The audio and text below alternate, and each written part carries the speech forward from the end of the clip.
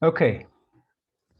Um, so, so today we'll discuss again what I told you in the email, the concept of a chosen people, the Israelites' sin in the desert, and Moses's sin and punishment. But I want to do it in reverse order. Start with the sins and then end with the idea of a chosen people. But also, I don't know here as I was reading. Oh yes, on top of the chat, I don't know if you read the added chapters I sent you that are just kind of this kind of Old Testament justice. There's another nice chapter that I came across as I was reading for this. It's Leviticus 26. So if you like those ones, you might like this one. At least in the Hebrew. Usually I trust the King James to deliver the same kind of aesthetic or stylistic effect in English. Otherwise, we saw sometimes, it's any translation. Sometimes you miss the wordplay and sometimes actual significant wordplay that connotes real meaning. I remember when I was in college, one of my professors quoted that to us, this Italian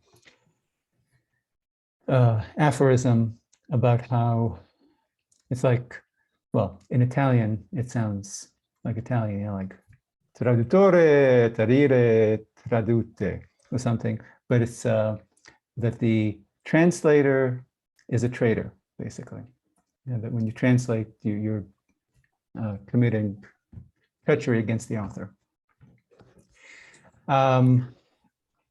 So last week when I emailed you about free will, I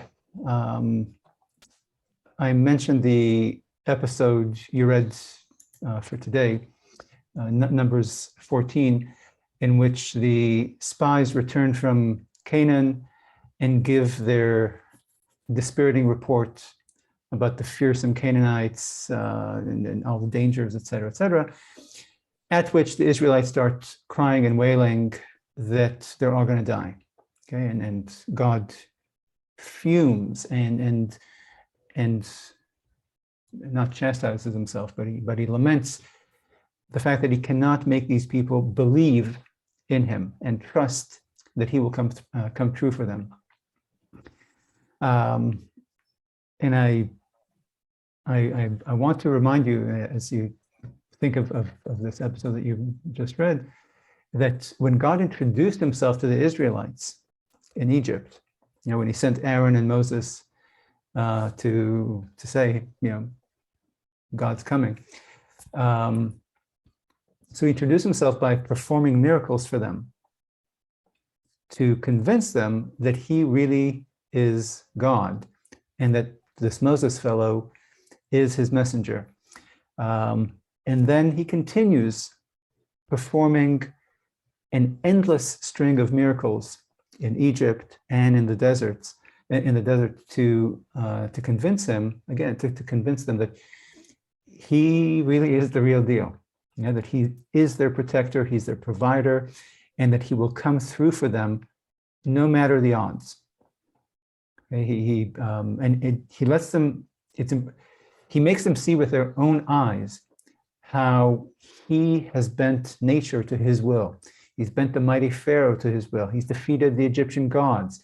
He parted the sea, defeated the mightiest army in the world, provided water for 2 million people in the desert, provided food from the sky and a pillar of smoke and a pillar of in the day and fire in the night, and the scene at Mount Sinai with all the spectacular AV stuff.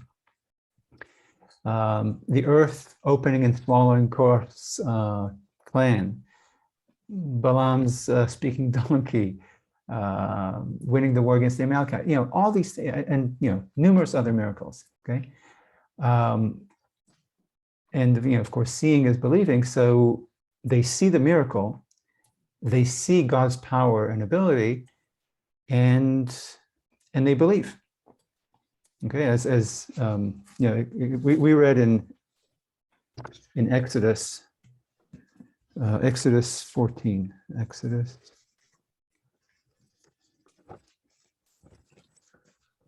At the end, Exodus 14. 14. Okay, Exodus 14, 30, 31. And so again, and this is after they cross through the Red Sea, the Red Sea.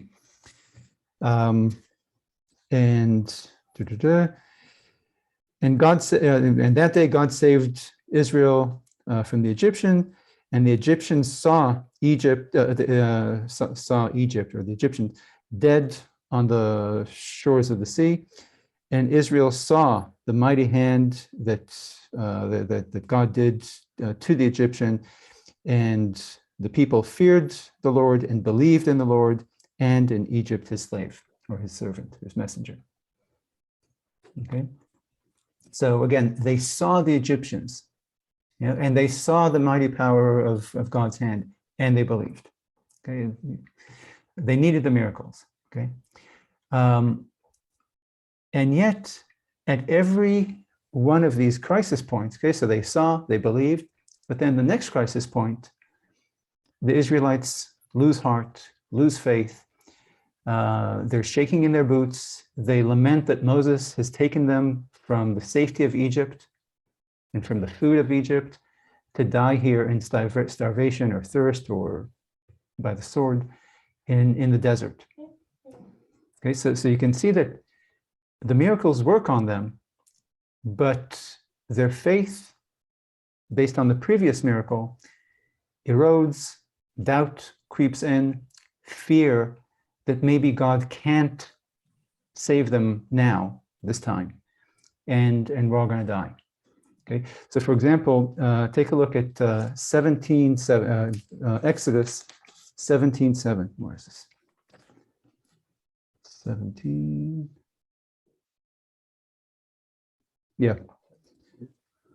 The place was named Massa, and Masa means kind of like debate, and Merivah means fight or like discord. because the Israelites quarreled, and because they tried the Lord, saying, "Is the Lord present among us or not?" Right. Okay. So they're marching in the desert. They're parched with thirst. They complain, as usual, to Moses for taking them from Egypt to kill them in the desert. And then God performs a miracle for them by giving them water. And then Moses names these places to commemorate the fact that, again, as you just read, the Israelites tested God to see if he was still with them. Okay, so why are the Israelites like this? Okay, why can't they sustain their faith and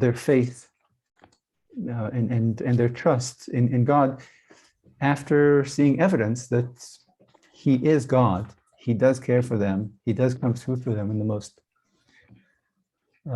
spectacular fashion and against all odds. I mean, it doesn't say, I mean, like, it doesn't, there's no reference to this in the text, but I'm asking why you think they would act this way, and you know that they'll continue acting this way. Okay, the rest of the Bible can,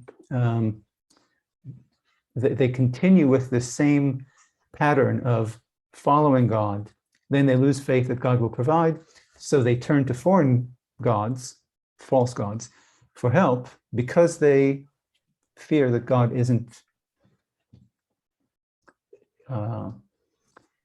won't be with them or won't step through or step up.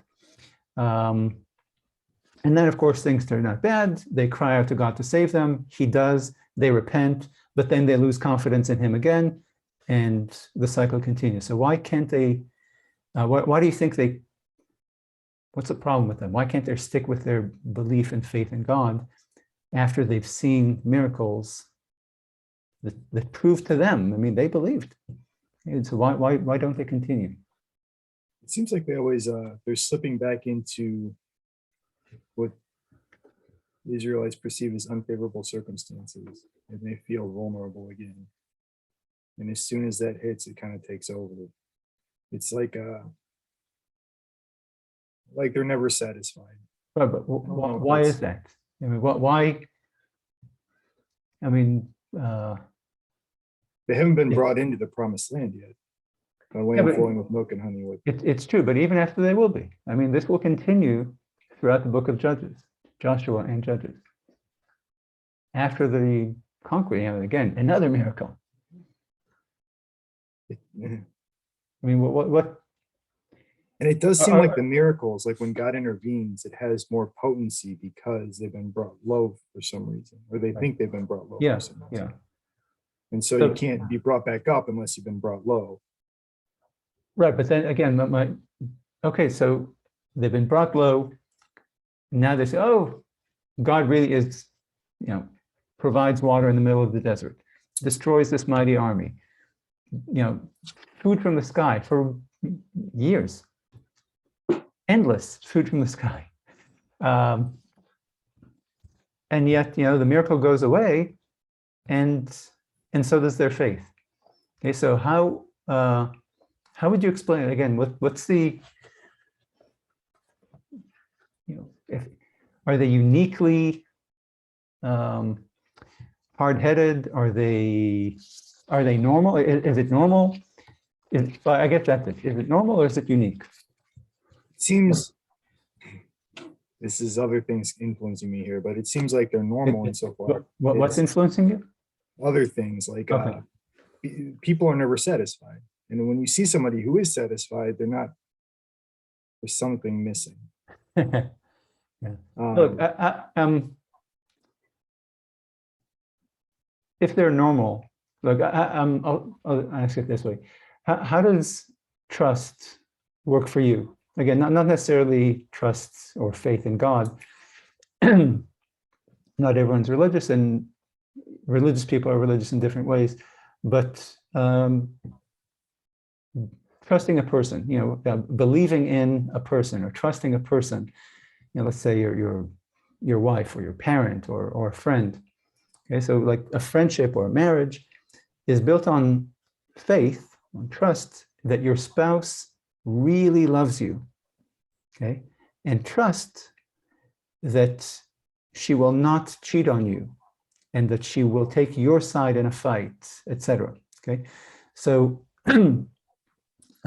so when you think of friendships or relationship with your wife or relationship with your parents, how does your faith or trust work? Is it more like the Israelites' faith, where you need repeated evidence of your wife's love and fidelity as kind of a booster shot, to reassure you that your faith and trust in her are well placed?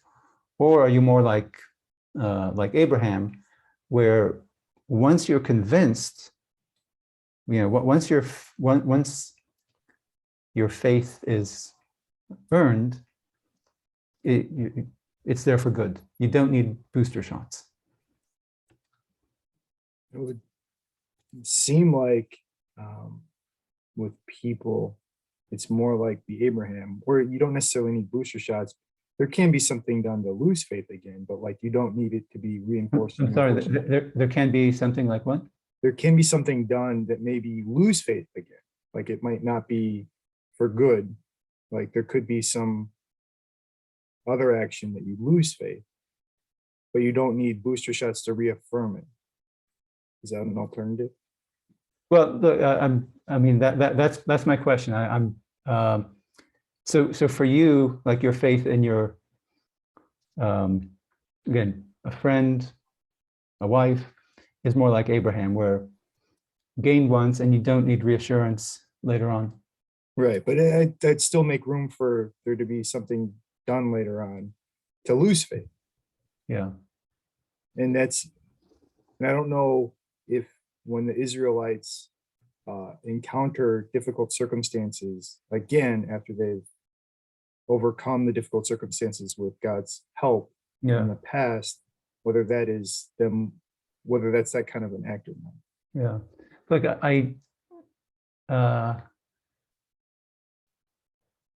look, you're right that, so with Abraham, to your point about losing faith, we're not told, that up until the miracle of Isaac, he kept having good reason to lose faith, because the big part of the promise still wasn't fulfilled.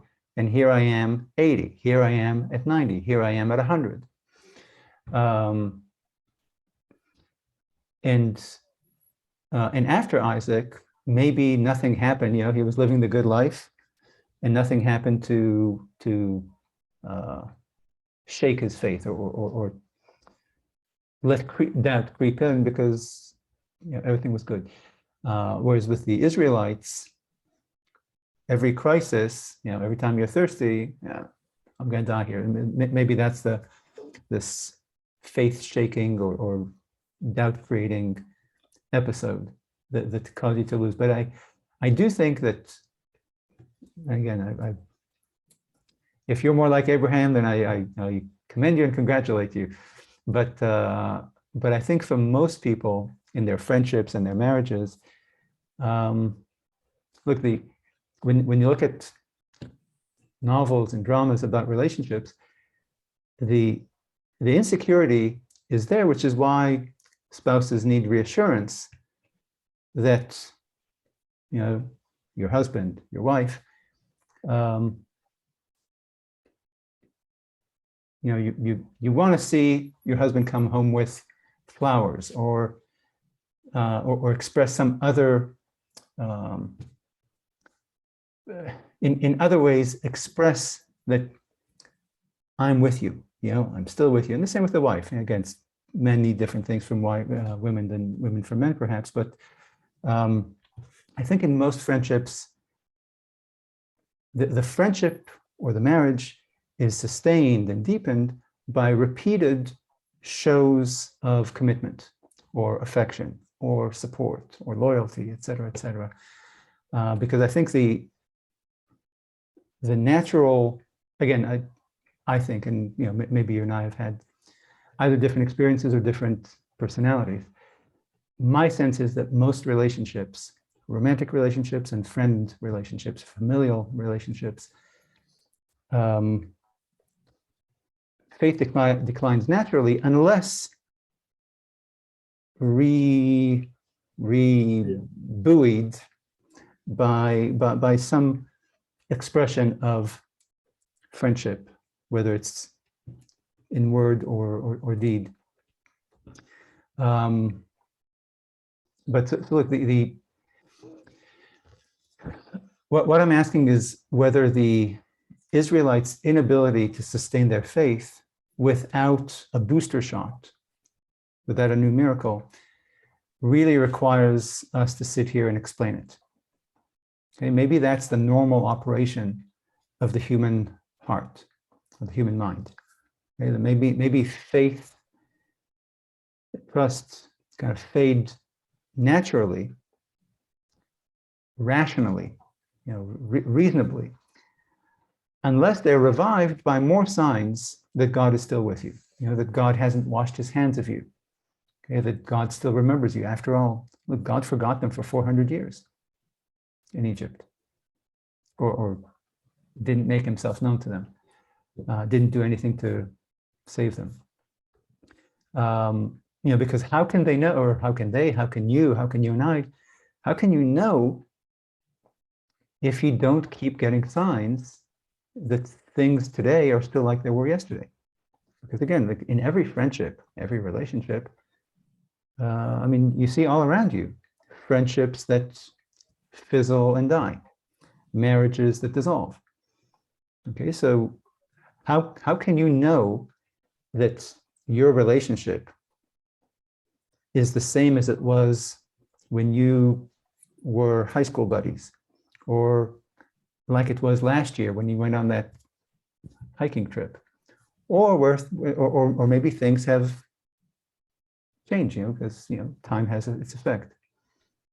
Okay, so but basically, how would you know that your friend is still your friend? How would you know that your wife still loves you like she did last year or 10 years ago when you got married? Okay. Okay, so look, it's obviously it's a complicated issue, and relationships differ in a variety of ways, but given the fact that we know that relationships can become stronger, but also can become weaker with distance, with time, with events,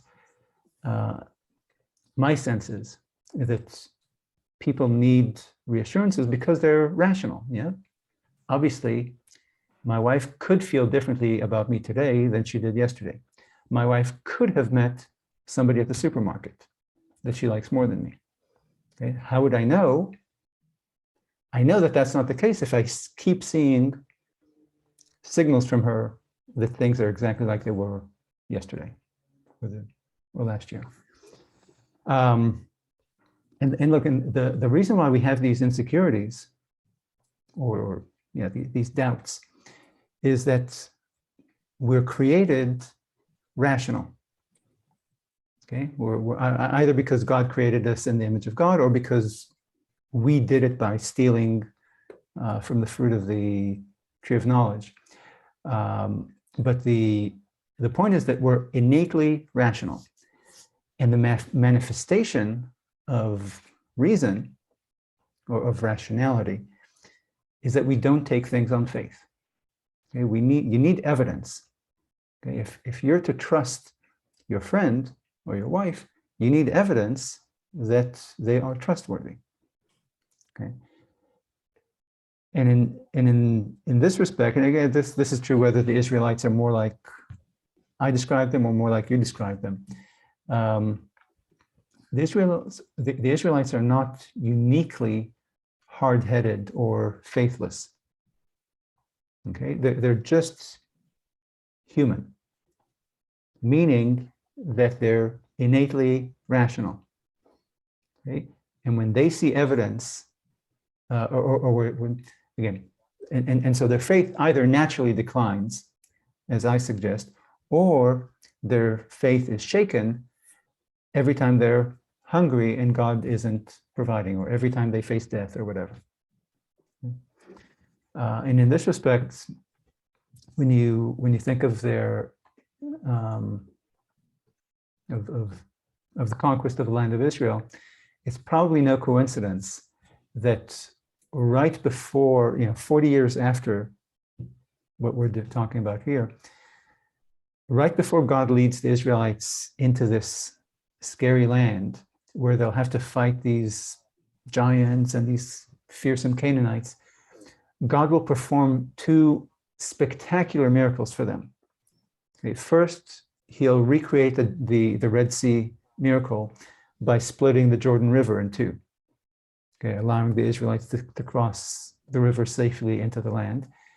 And then God will collapse the walls of Jericho for them.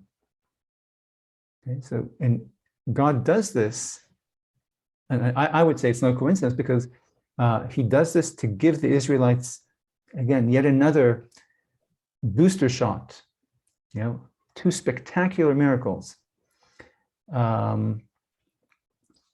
So they won't lose heart, as they've done numerous times in the desert, and will do numerous times in the book of Judges after the conquest. Okay, so it shows that God has learned during the Exodus and the 40 years in the desert that that the seed of Abraham are not a bunch of Abrahams.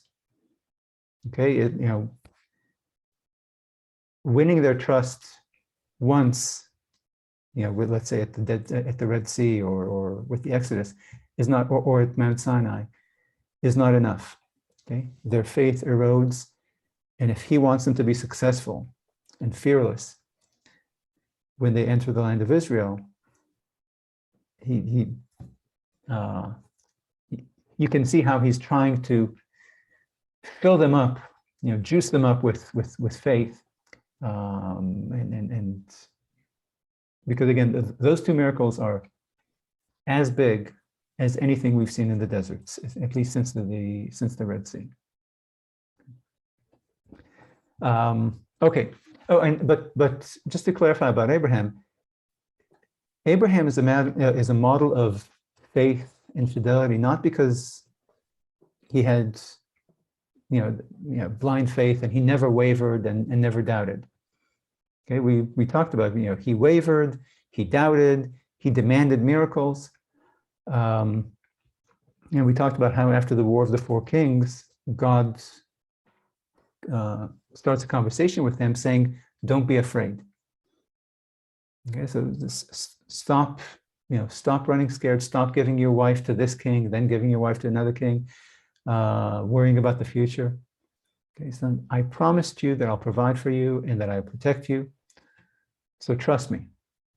Okay, and yet we saw Abraham kept doubting. Okay, and he laughed when God promised him again. But eventually, when he got his incontrovertible miracle with Isaac, from that point on, Abraham believed and never doubted, and was never afraid again. Okay, so and as we continue reading the Bible, we see that we will never meet another character like Abraham. Okay, the more we see of the Jews and their relationship with God, the more we notice how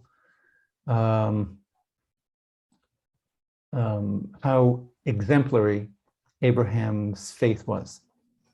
Okay, so as you read, you start appreciating why it is that commentators highlight Abraham's faith as exemplary. Okay, and I think it's because it wasn't really faith, because it was based on evidence. Okay,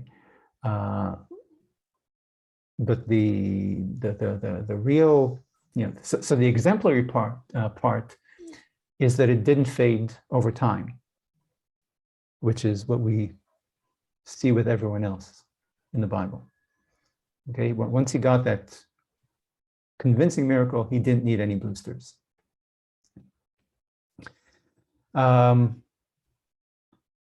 Okay, so readers through the ages could easily understand why God punishes the Israelites all the time. Okay, because their steadfastness and their faith in God are truly unimpressive, and so God has 3,000 of them killed for the sin of the golden calf. He unleashes a plague on them in the desert. He kills Korah's clan. He unleashed serpents on them, condemned them to 40 additional years in the desert because of the sin of the spies. All kind of understand, punishments that the readers accept as understandable, or maybe they understand them as remedies for the Israelites shortcomings. But so when readers read about the punishments for the Israelites, they accept it. Okay, they can see the connection between the sin and the punishment, and either as a punishment or as a teaching opportunity, as a way to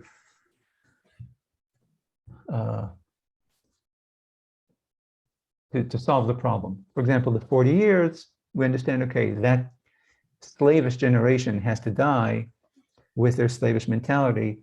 So, and that will mean that the generation that comes into the land of Israel will have a more fortified faith. But so it's always seen as proportional or reasonable. But readers always rebel against, when they read about Moses's punishment, about his tiny sin and huge punishment.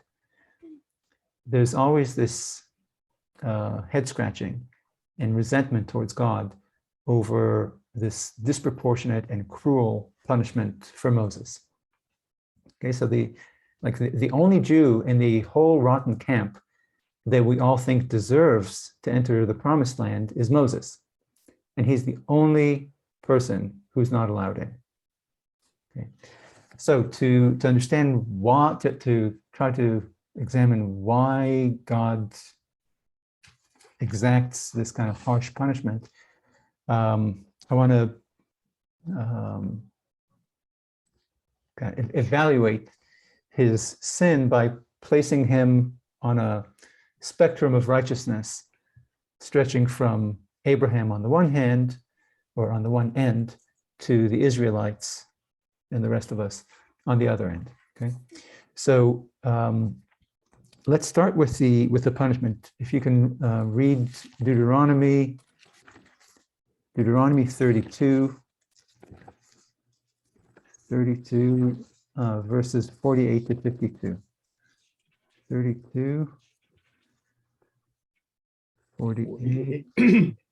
Wait, I don't have that very day the Lord spoke to Moses, ascend these heights of Abrim to Mount Nebo, which is in the land of Moab facing Jericho, and view the land of Canaan, which I am giving to the Israelites as their holding. You shall die on the mountain that you are about to ascend, and shall be gathered to your kin as your brother Aaron died on Mount Hor, and was gathered to his kin. For both of you broke faith with me among the Israelite people at the waters of Meribah.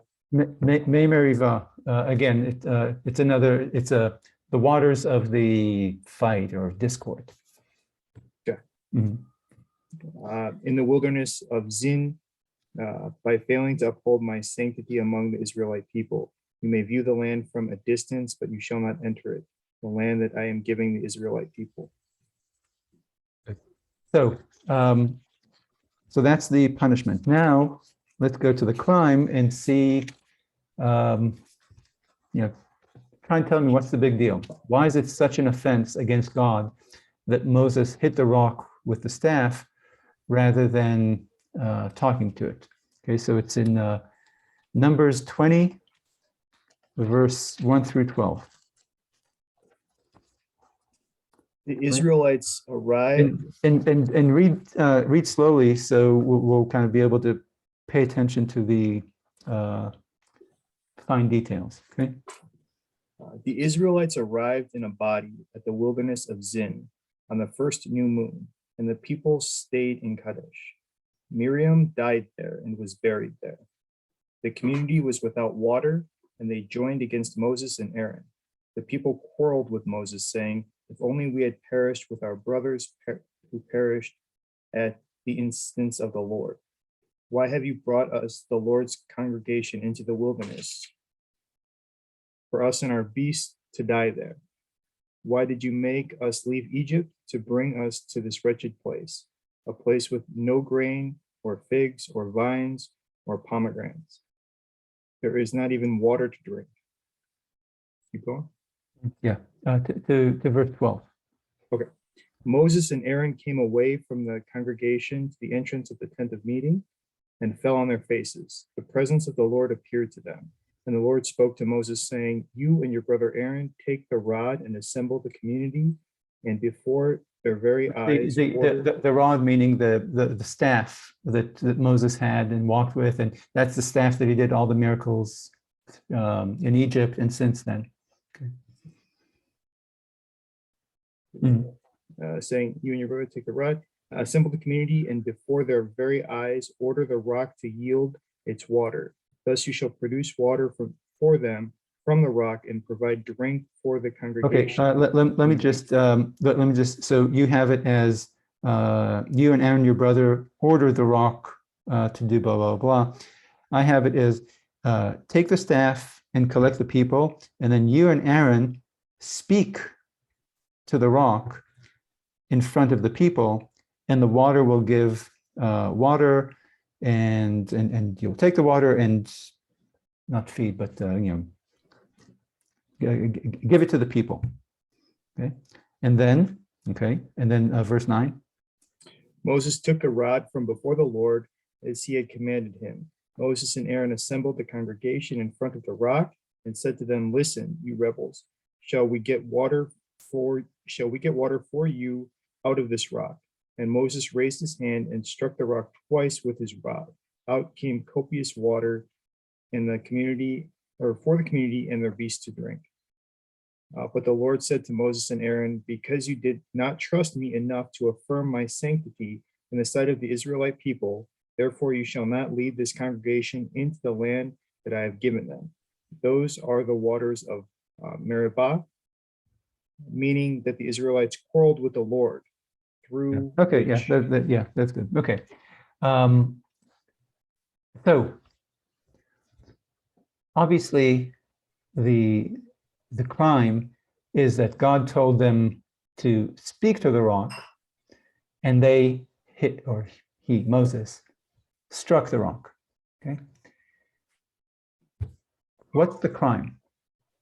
Why is it such a great offense against God to do this, that Moses seems to be getting the worst punishment of the entire Israelite people?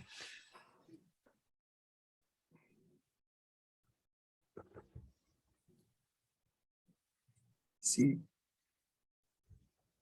because he had to use the staff, like he physically just, he threw it down, it turned into a serpent and all, and he grabbed the serpent by the tail, it turned back into all that stuff happened more physically in the past. Speaking didn't happen as much. So this is like, I think, is this the first time that he's performing a miracle in this kind of a way to prove something where he's not physically using the rod, where he's only speaking? You mean God? God. Or Moses. Is this the first time that Moses is performing some kind of miracle with the help of God just through speech as a demonstration?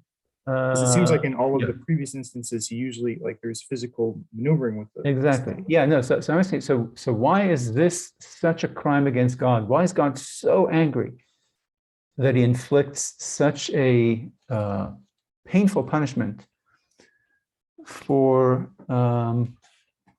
this act? Like, why is God offended? I mean, obviously God is offended. He's saying, "I'm offended." It seems like Moses in the beginning should have had more faith in God, that God could do things through him without these intermediaries. Like, for instance, Moses has to use Aaron to speak for him in the beginning. Like, there was that whole back and forth.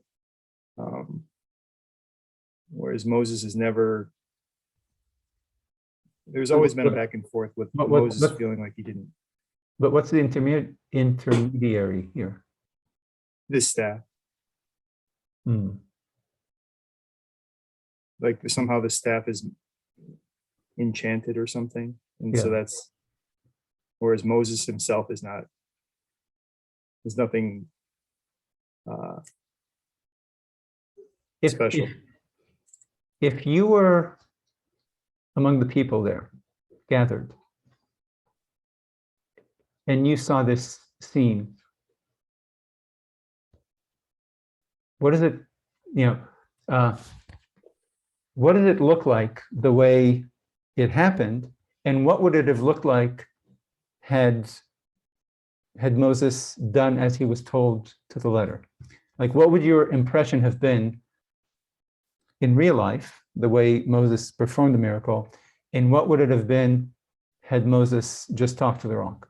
Like, what would your impression, how would it have been different? It would have seemed like the rock had listened to Moses. If there was no staff, or if there was it seems like Moses has this power to speak to inanimate objects to make them do things. And with the staff, it seems like you can either beat inanimate objects into doing things, or this inanimate object, being the staff, has some kind of magical power. Yeah. Like, to me, it's, look, the physicality is the difference, obviously. Okay, the act, because in the miracle as God designed it, there is no act. Okay, it's just the spoken word. To me, what it looks like to me is that, and this is how commentators have interpreted the sin. This is, I think, the majority opinion, the near consensus, is that when Moses strikes the rock, the impression is that it's his physical act that produces the water. Okay? Whereas according to the plan, the people would have seen Moses asking the rock, and that God was miraculously providing water. Okay, that Moses inadvertently, in all likelihood, was taking credit for miraculously producing the water. And you can see it, again, hinted in verse 10.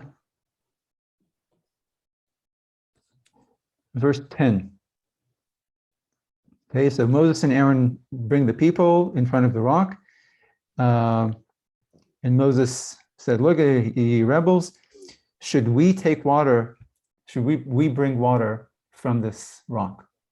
We, Aaron and I. Okay, so the impression that the people get is Moses saying, I'll give you, should I take water? Should I bring water from here? Strike water. That's a very different thing from not saying, we, Aaron and I, will give you water, keeping your mouth shut. Walking to the stone, speaking to it, and the water, and a stone produces water.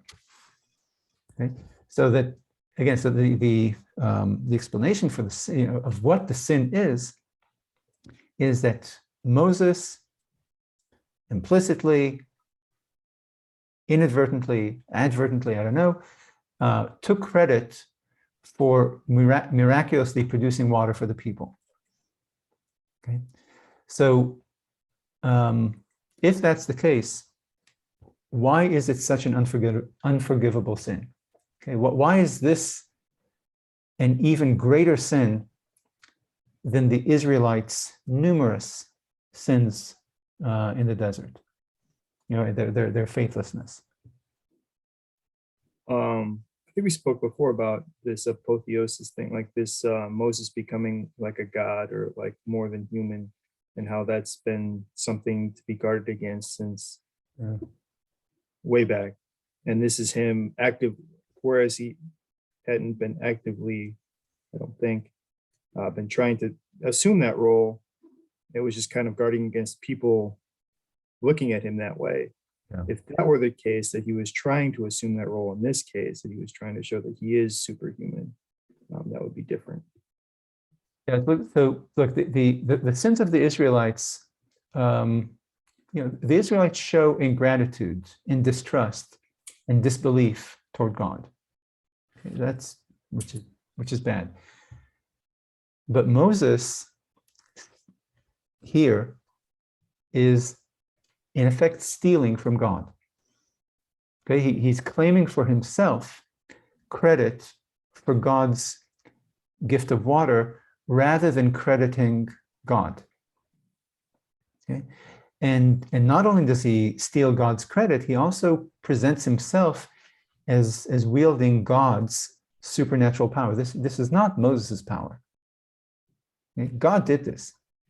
Okay, but Moses led the Israelite audience to believe that he, Moses, with the force with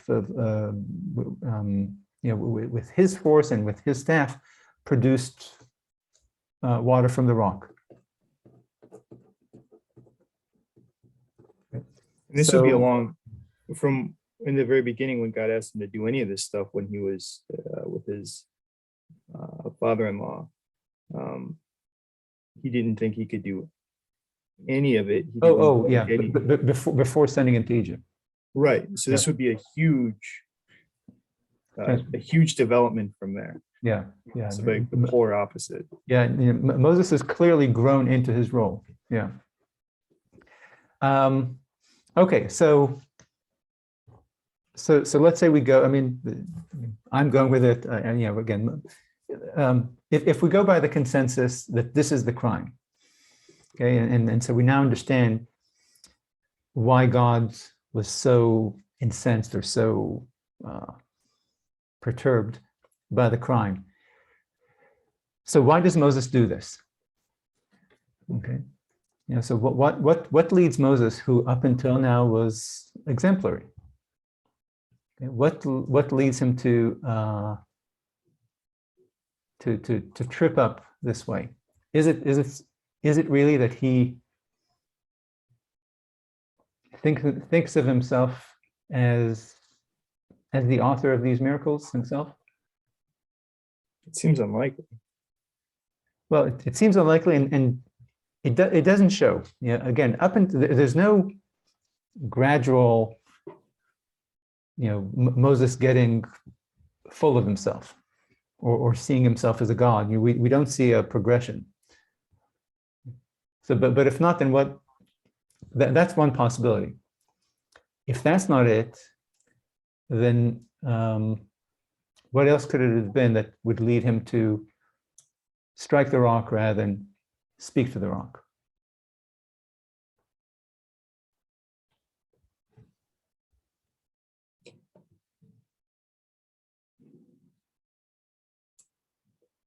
So is it possible that he interpreted what God was saying to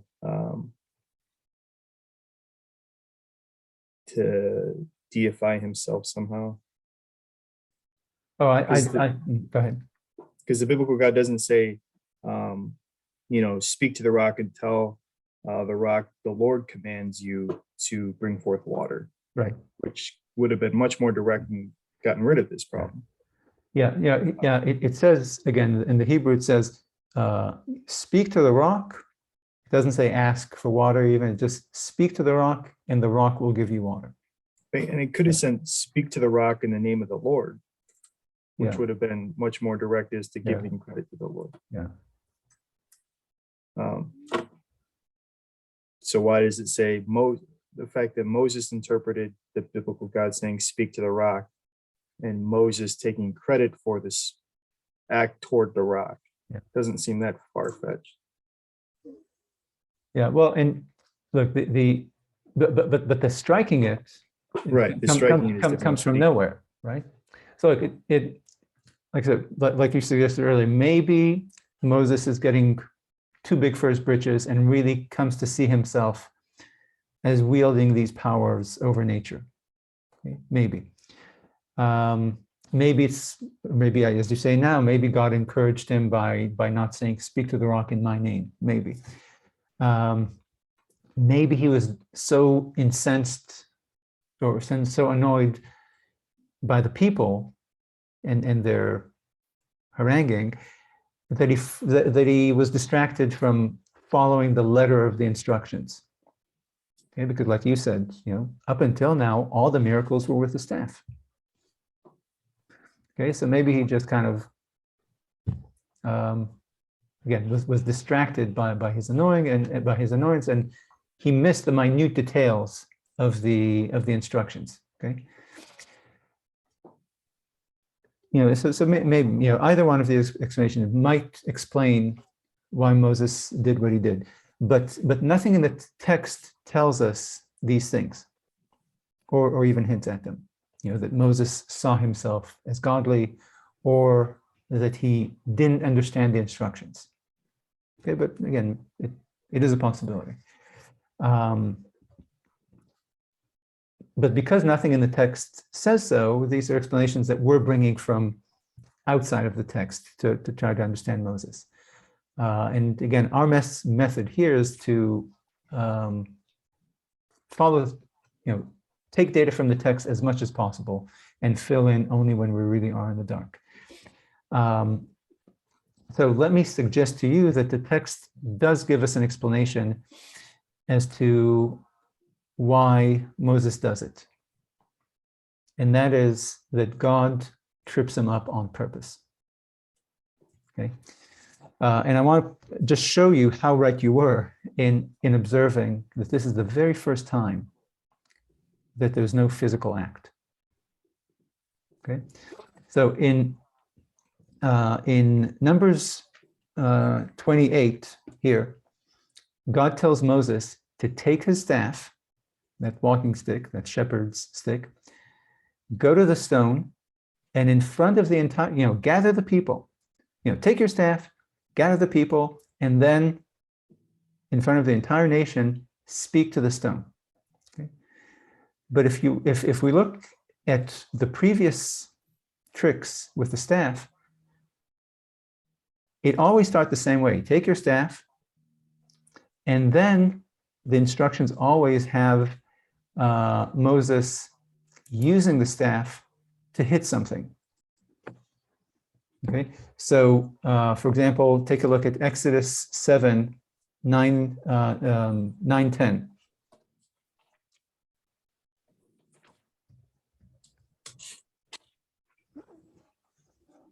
Okay, so that's when he introduces. Yeah, I have, when Pharaoh speaks to you and says, produce your marvel, you shall say to Aaron, take your rod and cast it down before Pharaoh. It shall turn into a serpent. Right. So Right. Moses and Aaron came before Pharaoh. Then verse 17, 20. This is the blood.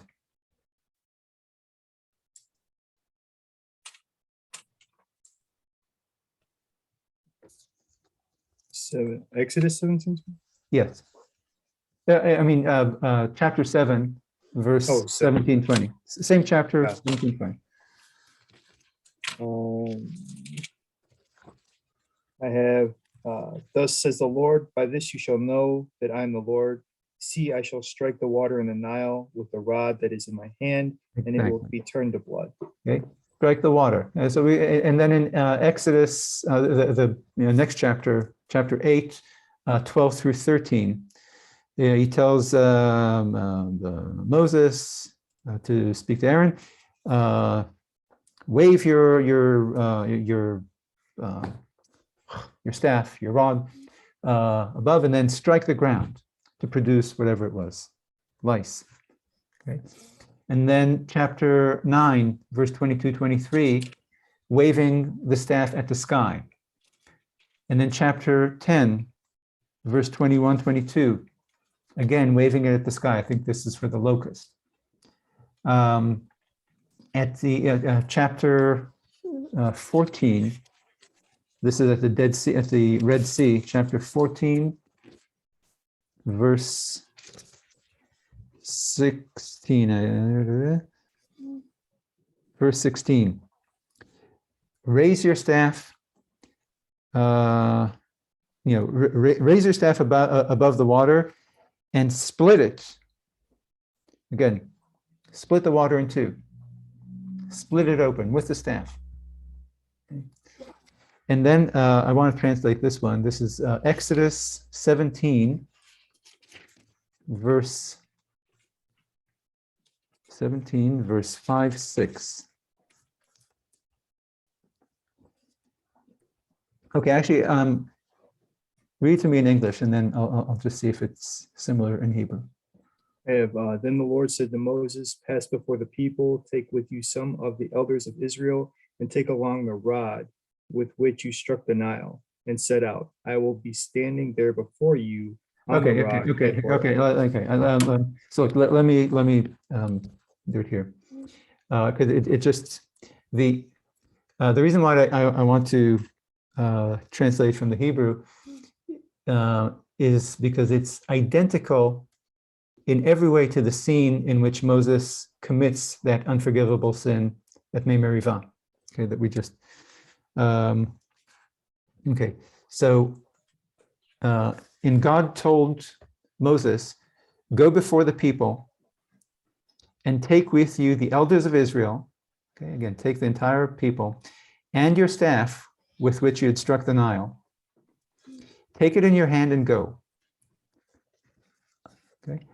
I will stand before you there atop the rock of Horeb, and you will strike the rock, and the rock will produce water, and the people will drink.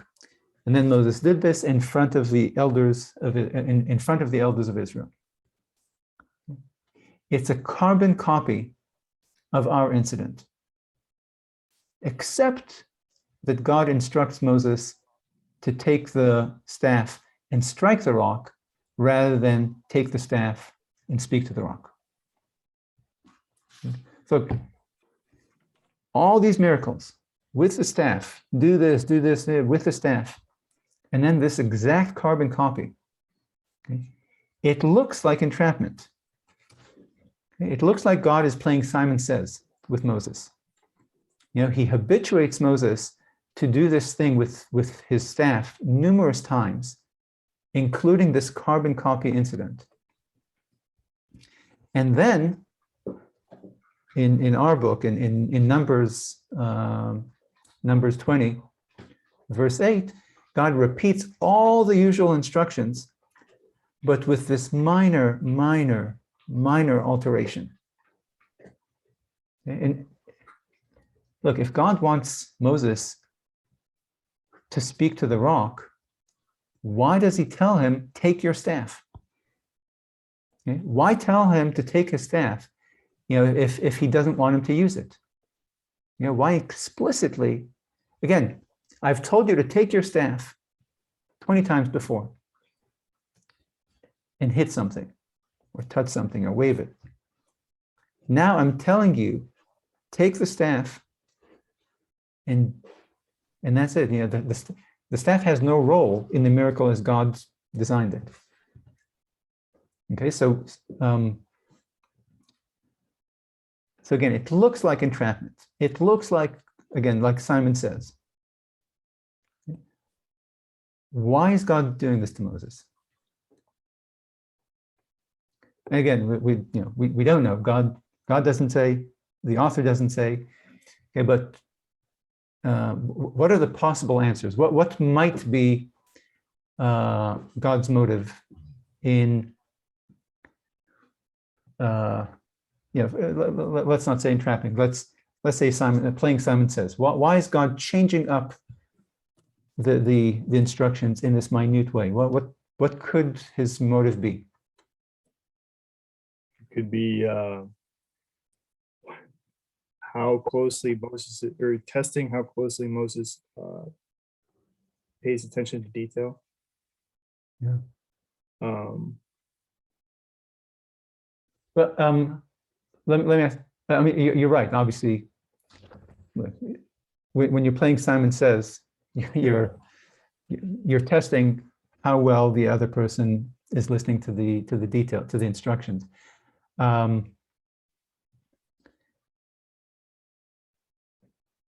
Look,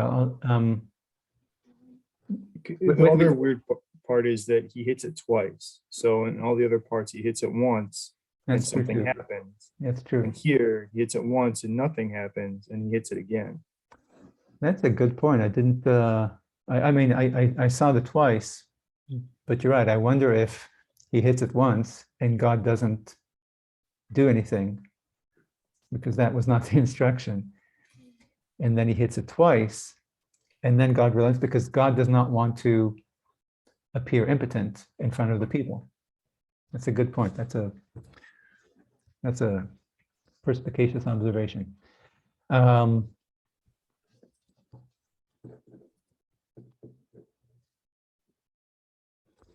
So, look, when you play Simon Says with your daughter,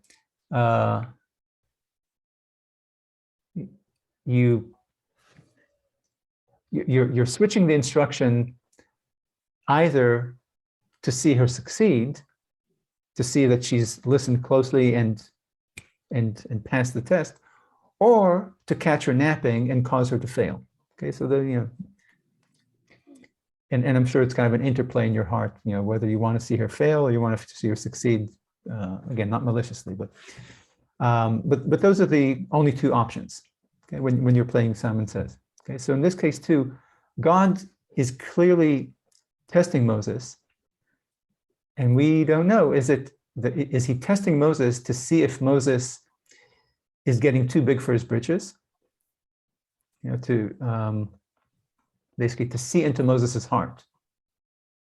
Okay, and unfortunately, Moses fails the test. Or God wants Moses to fail. Okay, so maybe God wants Moses to notice and to pass the test. Okay, and thus demonstrate that he's listening closely to God, subjects himself to God, and passes the test, and everything's fine. He's not too big for his britches. He doesn't listen past me. Okay. Or God wants Moses to fail for some reason. Okay, so he's not testing Moses to see whether he'll fail, but he's tripping him up to make sure that he fails. So again, the two options with Simon says, either you want the person to succeed, showing that they're really attentive to you, or you're trying to trip them up. You're trying to trick them so that they'll fail. And you're right about the, what you said earlier, that we spoke a few weeks ago about this tension in the Torah between between the Moses character and the God character in the Exodus story. And how the author is working actively against the notion, against this apotheosis of Moses, against the idea that Moses was our savior who took us from slavery to freedom and gave us our religion and gave us our law and led us through 40 years in a treacherous desert and took us to our homeland. Okay, so the author repeatedly clarifies that Moses is a mere errand boy, and that God is the savior, God is the lawgiver, God is the general. Okay. And that's how we should understand the near absence of Moses from the Passover Haggadah, which was written probably, somewhere between 500 and 1,000 years later. Okay, that it's further evidence of this discomfort with the deification of Moses, or the celebrity of Moses, that he's overshadowing God. Okay. Now that one time that Moses is mentioned in the Haggadah is from what we just read from Exodus 14, after the Jews crossed the Red Sea. Okay, so keeping in mind this tension between the God and Moses characters, take a look again at Exodus 14, verse 16 to 23. 14, 16 to 23. So again, 16. Take the staff above the water, split it, and God described what will happen to the Egyptians. And the Egyptians will know that I am God, as I, what I do to Pharaoh and his troops. And the angel of God, kind of the cloud, the smoke, separates between the Egyptians and the Israelites, and And Moses splits the sea, and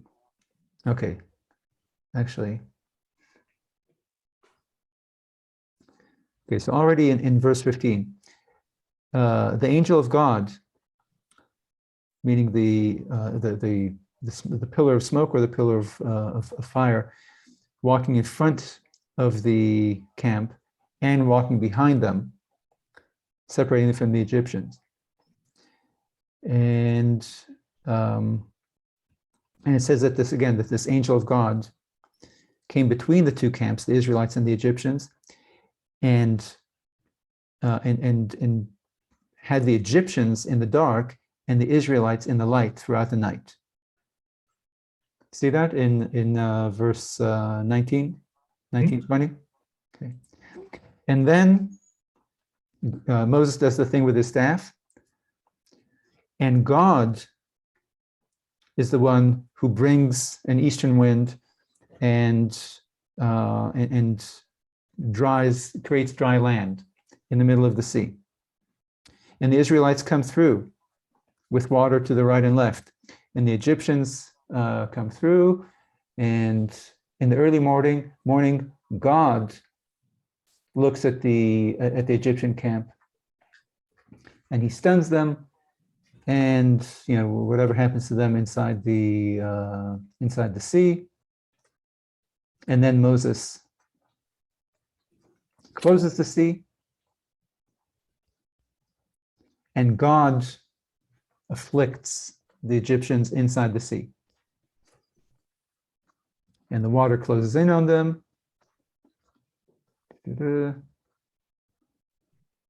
And then the Israelites see the dead Egyptians and see the great hand of God, and they believe in God and in Moses, his slave or his servant.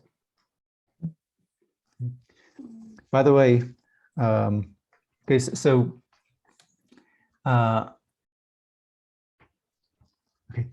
just as a quick aside, as I was reading this, I see on the same page here for me, if you look at verse 3-4, chapter 14, you'll see, so this is God talking to Moses about Pharaoh. You see verse 3 and 4? I do. And again, you have here God hardening Pharaoh's heart. See? Okay, how is it written in English? So starting from 3, it says, Pharaoh will say of the Israelites, they are astray in the land. And let me just clarify. So God tells Moses, have the Israelites camp here, wherever, this side of the sea, so that Pharaoh will say what? Pharaoh will say of the Israelites, they are astray in the land, the wilderness has closed in on them. Then I will stiffen Pharaoh's heart. Then I will harden, stiffen Pharaoh's heart, and he will chase them, and then I will avenge myself on Pharaoh. Okay? So again, the text clarifies, the author clarifies that what hardens Pharaoh's heart is a trick in the real world. Okay? It's not a supernatural act of God reaching into Pharaoh's heart. Okay? God tells Moses, or instructs the Israelites to camp here to give Pharaoh the impression that they're trapped and vulnerable. Okay, that will excite Pharaoh's chase instincts. Okay, so basically God is using the Israelites as bait to excite Pharaoh. So again, hardening Pharaoh's heart, as we discussed last, it could be a turn of phrase. Okay, but it seems to me that the author is aware of the theological implications or the troublesome implications of this phrase, and he's clarifying to us every time he's using this phrase that this is not a supernatural act. That this is a trap. That God is laying traps and encouraging Pharaoh's kind of natural or rational faculties, just like in a chess match. Okay, but sorry, that was just, couldn't let it go from last week. So the text in verses 16 to 23, the crossing of the Red Sea, says that God told Moses to raise his staff to the water, and the water, to split the water open, and then Moses does so. But throughout, but again, before the actual miracle, so Moses does that, but before the water actually split, the text clarifies that God brought a mighty eastern wind all that night and turned the sea into a dry land. And then the waters, so it was God's act conducted all night that split the water, not Moses doing that thing with his staff. Okay, so the biblical author And throughout it says, God did this in the different stages of the crossing. Okay. So the biblical author clarifies to the Moses adoring audience that it was God.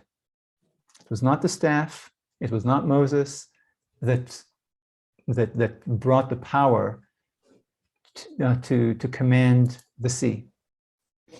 Okay, it was God directly who split the water. Okay, it wasn't God with Moses and not God through Moses.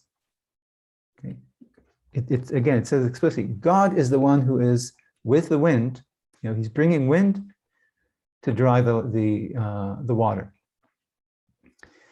And if you continue to the very last, to the end of that scene, in verses 30, 31, okay, that's where, again, the Israelites see the dead Egyptians. Okay, so God, it says, and God saved Israel that day from the Egyptians. And Israel saw the Egyptians laying dead on the shore, because again, you need to see a miracle to believe in God. Israel saw the Egyptians laying dead on the shore, and Israel saw the great power that God wielded over Egypt. And then the people feared the Lord and believed in God and in Moses' servant. Okay, and this, okay, so the one time that Moses is mentioned in the Passover Haggadah, it's here. This is the one that emphasizes that God did this. God did this, God did this, God did this, and therefore the people believed in God and in Moses, his slave. Okay. So, look, we can't know in the Simon Says game that God is playing with Moses. We can't know if God was just testing Moses to see if he is attentive to me, if he knows his place, or whether God is purposefully tripping him up when he's telling him to take the staff, as you've done numerous times, and speak to the rock. But again, there are only two options. Okay, if it was a test, then Moses truly failed on the biggest stage. Because remember, God insisted that Moses gather the entire nation, 2 million people, to witness the water miracle directly. Okay, God wanted the people to see with their own eyes, just like before, because seeing is believing. He wanted them all to be there to see the great miracle that I, God, am performing for you, so that they will truly know and believe that it is I, God, who is quenching your thirst and saving you from the Egyptians and saving you from the Amalekites and feeding you, etc., etc. And Moses ruined it. Instead of making this a God show, Moses made this a Moses show. And I think, again, your point about the two strikes, I think carries a lot of weight in this respect. Okay, so if it was a test, Moses failed big time. If it was a test, and if God was not testing Moses, but setting him up to fail, then again it was done for the benefit of the 2 million spectators, to have the entire nation witness God pulling rank on Moses. Okay, to have the people see, again, with their own eyes, that Moses is not your lawgiver. He's not your king. He's not your general. He's not your savior. I am. Okay, to make an example of Moses, to trip him up as a way to clarify that this mighty Moses is my servant. He's nothing. So again, we don't know what it was, but the effect is the same. Okay, okay, so let's now talk about my goodness, it's late. Let's talk about the golden calf. Okay. So there's a seeming there's a very difficult contradiction between the story of the golden calf in the book of Exodus, which is told as a story of pagan worship in the desert, and the story of Yerovam, which is the first king of the breakaway northern kingdom.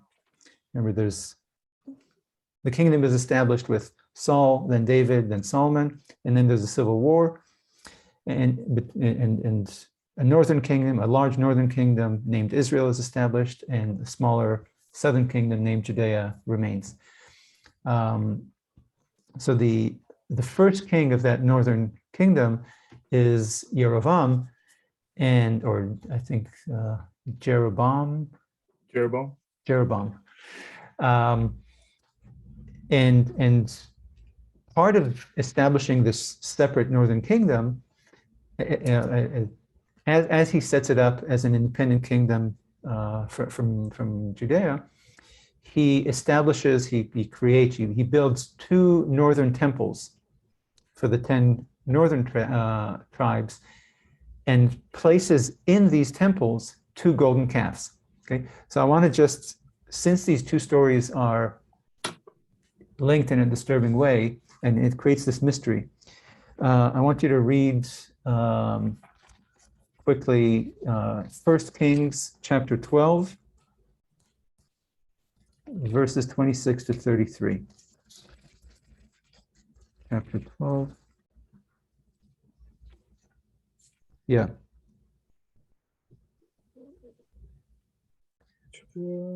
Actually, 12, 25 to 33. Okay. I have Jeroboam fortified Shechem in the hill country of Ephraim and resided there. He moved out of there and fortified Penuel. Jeroboam said to himself, now the kingdom may well return to the house of David, if these people still go up to offer sacrifices at the house of the Lord. Well, and when he says it might, now the kingdom might come back, he's afraid that the people will, that the loyalty will return to the southern kingdom, and so he's trying to prevent that. Go ahead. The house of the Lord in Jerusalem, the heart of these people will turn back to their master, King Rehoboam of Judah. They will kill me and go back to King Rehoboam of Judah. So the king took counsel and made 2 golden calves. He said to the people, I'm sorry, just so again, but the key is in verse 27 that he's afraid that that the people will keep on worshiping in Jerusalem, and that will lead them to, meaning in Jerusalem in the southern kingdom, in Judea, and that would lead them back. And therefore he's doing, okay, go ahead. So the king took counsel and made 2 golden calves. He said to the people, you have been going up to Jerusalem long enough.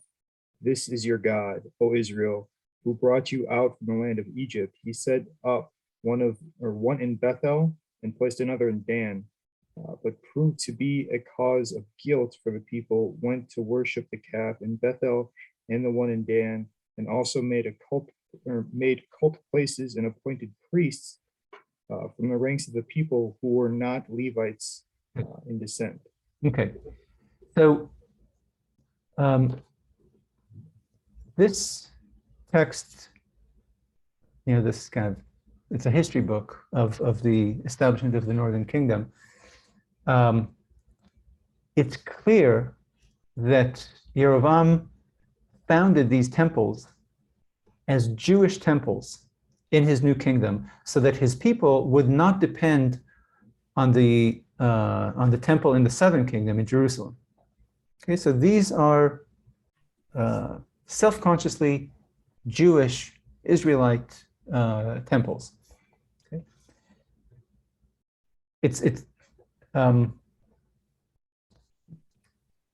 this episode from the Book of Kings means that the Jews, it clarifies to us that the Jews in the north, who would normally travel to worship in the temple in Jerusalem, did not see the northern temples with their golden calves as pagan. Okay? They saw this as legitimate worship of the Israelite God. Okay? Add to that, okay, because again, the purpose of Yerovam's purpose here is to create a competitor in terms of Jewish worship to the temple in Jerusalem. Okay? He's not going to create a pagan temple to compete with the non-pagan temple in Jerusalem. Okay? Also, add to that, another piece of evidence that the northern tribes did not see these calves as pagan is the fact that the vast majority of the prophets who operated in the northern kingdom, Elijah, Elisha, others, the only exception is Hosea. He's the only one who speaks of these calves in a way that might be, but unclear, might be negative. Okay? But the vast majority of the prophets who operated in the northern kingdom, who we know were never shy about calling out pagan worship there, they were silent on the calves and on these two Israelite temples in Bethel and Dan. Okay, so they criticize idolatry in the northern kingdom, but they don't criticize these golden calves as idolatrous. Again, with that one exception. Maybe, which is even Hosea, it's a maybe. Okay. That's second piece of evidence that northerners did not see this as pagan, the calves as pagan. Add to that, King Yehu, or Jehu, was the 10th king of the northern kingdom, of the kingdom of Israel, who this is in 2 Kings chapter 10. King Yehu led a brutal religious purge against foreign worship in the northern kingdom, destroying all pagan temples and killing all the idolatrous priests, etc., etc. So it's a real kind of a pure, not puritanical, but it's a like a cleansing. Yeah, like it's like a crusade to cleanse Israel of foreign worship and rededicate themselves to proper worship of the Jewish God, of the Israelite God. And yet, he will not, during this campaign against foreign worship in the northern kingdom, King Yehu will not disturb these golden calves that Yerovam had created. Okay, so if a Jewish religious purist like King Yehu and like Elijah the prophet and Elisha and Elisha the prophet and other prophets and Yerovam too probably, okay, if these sincere Jewish religious leaders didn't see the golden calves as idolatrous, then perhaps the golden calves were a kind of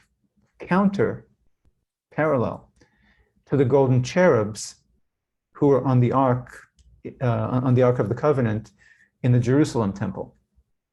Okay, so, I mean, who knows? Okay, but the cherubs that were on the ark of the covenant. Okay, so the ark of the covenant is some sort of box, and on it were these cherubs, or these winged creatures that they protected the ark of the covenant or at least they were on the ark of the covenant in the temple in Jerusalem.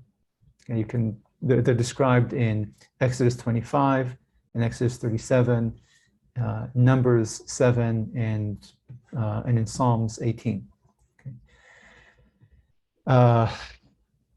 Archaeologists point out that in the ancient Near East, gods were often portrayed on top of animals.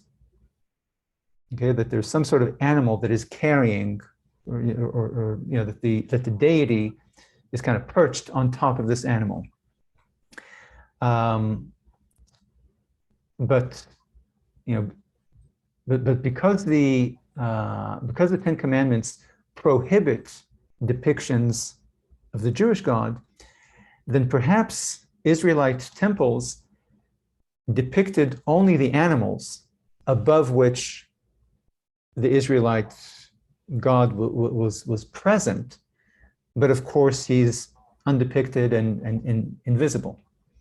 Okay, so perhaps the cherubs, or in this case the calves, kind of conform to this ancient Near Eastern habit of having the God on top of some sort of animal that's carrying him. Only with the Jewish God, it's only the animals, the God is conceptual. So in Jerusalem, maybe that explains why what the cherubs were doing there in Jerusalem. And when Yerovam built these northern temples, that role is filled, instead of cherubs, by these calves. So either way, it seems clear that the people of Israel did not see the golden calves as pagan, just like the people of Judea did not see the cherubs in their temple as pagan. But the people of Judea saw, or were told to see, the calves in the north not as carriers or protectors of the divine presence, like the cherubs in their own temple, but as pagan gods themselves. So we have two stories that are clearly connected. A story of a golden calf at Mount Sinai, which is presented as a grave sin in a form of pagan worship. And separately, hundreds of years down the road, we have a story about golden calves in the northern kingdom of Israel, which the southern kingdom of Judea presents as a grave sin and as pagan. But the Israelites in the north, the 10 tribes of the north, did not see as sinful or as pagan at all. Okay? So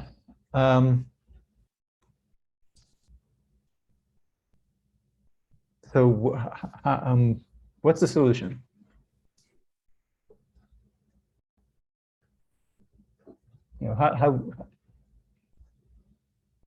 How can you solve it? How can it, look, we know that, well, like I set it up, how can it be that Yerovam and Yehu and the northern kings who were trying to establish good and kosher temples up there to compete with Solomon's temple in Jerusalem, how can it be that they didn't know the story of the golden calf from the Torah, from the book of Exodus? Okay, how could it be that, and even if the kings didn't know, how could it be that all their constituents in the northern kingdom, 10 out of the 12 tribes, they were ignorant? They had never heard of this golden calf? Because at least some, let's say that they were awash in idolatry and were fans of it. Some would do exactly what Yerovam feared. They would go to the pure temple in Jerusalem, the one that isn't awash with idolatry. Okay, so it seems clear that these temples were seen as kosher and as perfectly fine by sincere religious leaders of pure heart. I don't know about Yerovam, if people would characterize him that way, but Yehu certainly. And Elijah, definitely. And Elisha, definitely. Okay, so what is the solution? The explanation you had it a little bit about the deity on the back of the calf, that distinguished from the calf being the deity, could account for it. Perhaps in the temples, it was thought of that the deity was riding on the backs of the calves, whereas at Mount Sinai, they were worshiping the calf as a deity. But again, if they knew, That doesn't seem to, I mean, no, that seems like, even if that is the case, but if Yerovam knew, and the Israelites, the hundreds of thousands of Israelites in the north, if they knew the story of the golden calf as the grave sin that it was, why would they pick calves to hold the deity? Why not pick a bull, a horse, a cherub, a yeah, bird, a cow, a goat, whatever? Okay, it cannot be that Yerovam and all of his subjects knew the story of the golden calf, and knew that they were recommitting themselves to that kind of, at the very least by association, to the worst sin that they ever committed in Jewish history. Okay, it cannot be that Yehu, the anti-pagan crusader, knew the story of the golden calf, and kept those calves alive or in place in his temples. So I mean, what are the, when we talked about Pharaoh's heart, where on the one hand you have the Bible talking about insisting on free will, and on the other hand he's saying that the Bible is telling us that God hardens people's hearts.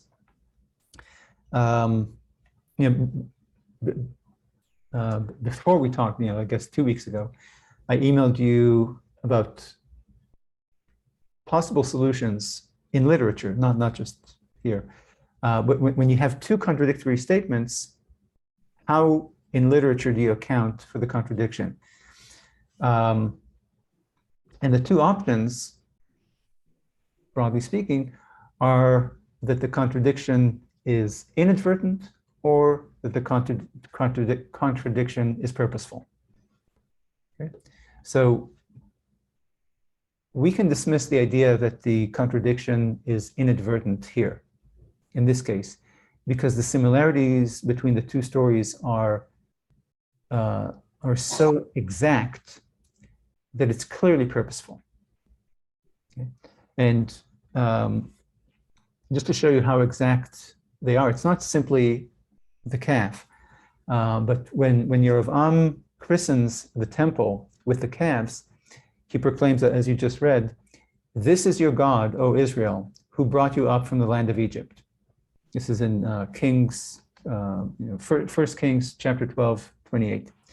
And these are the exact same words, word for word, that the Israelites said when they worshipped the golden calf at the foot of Mount Sinai.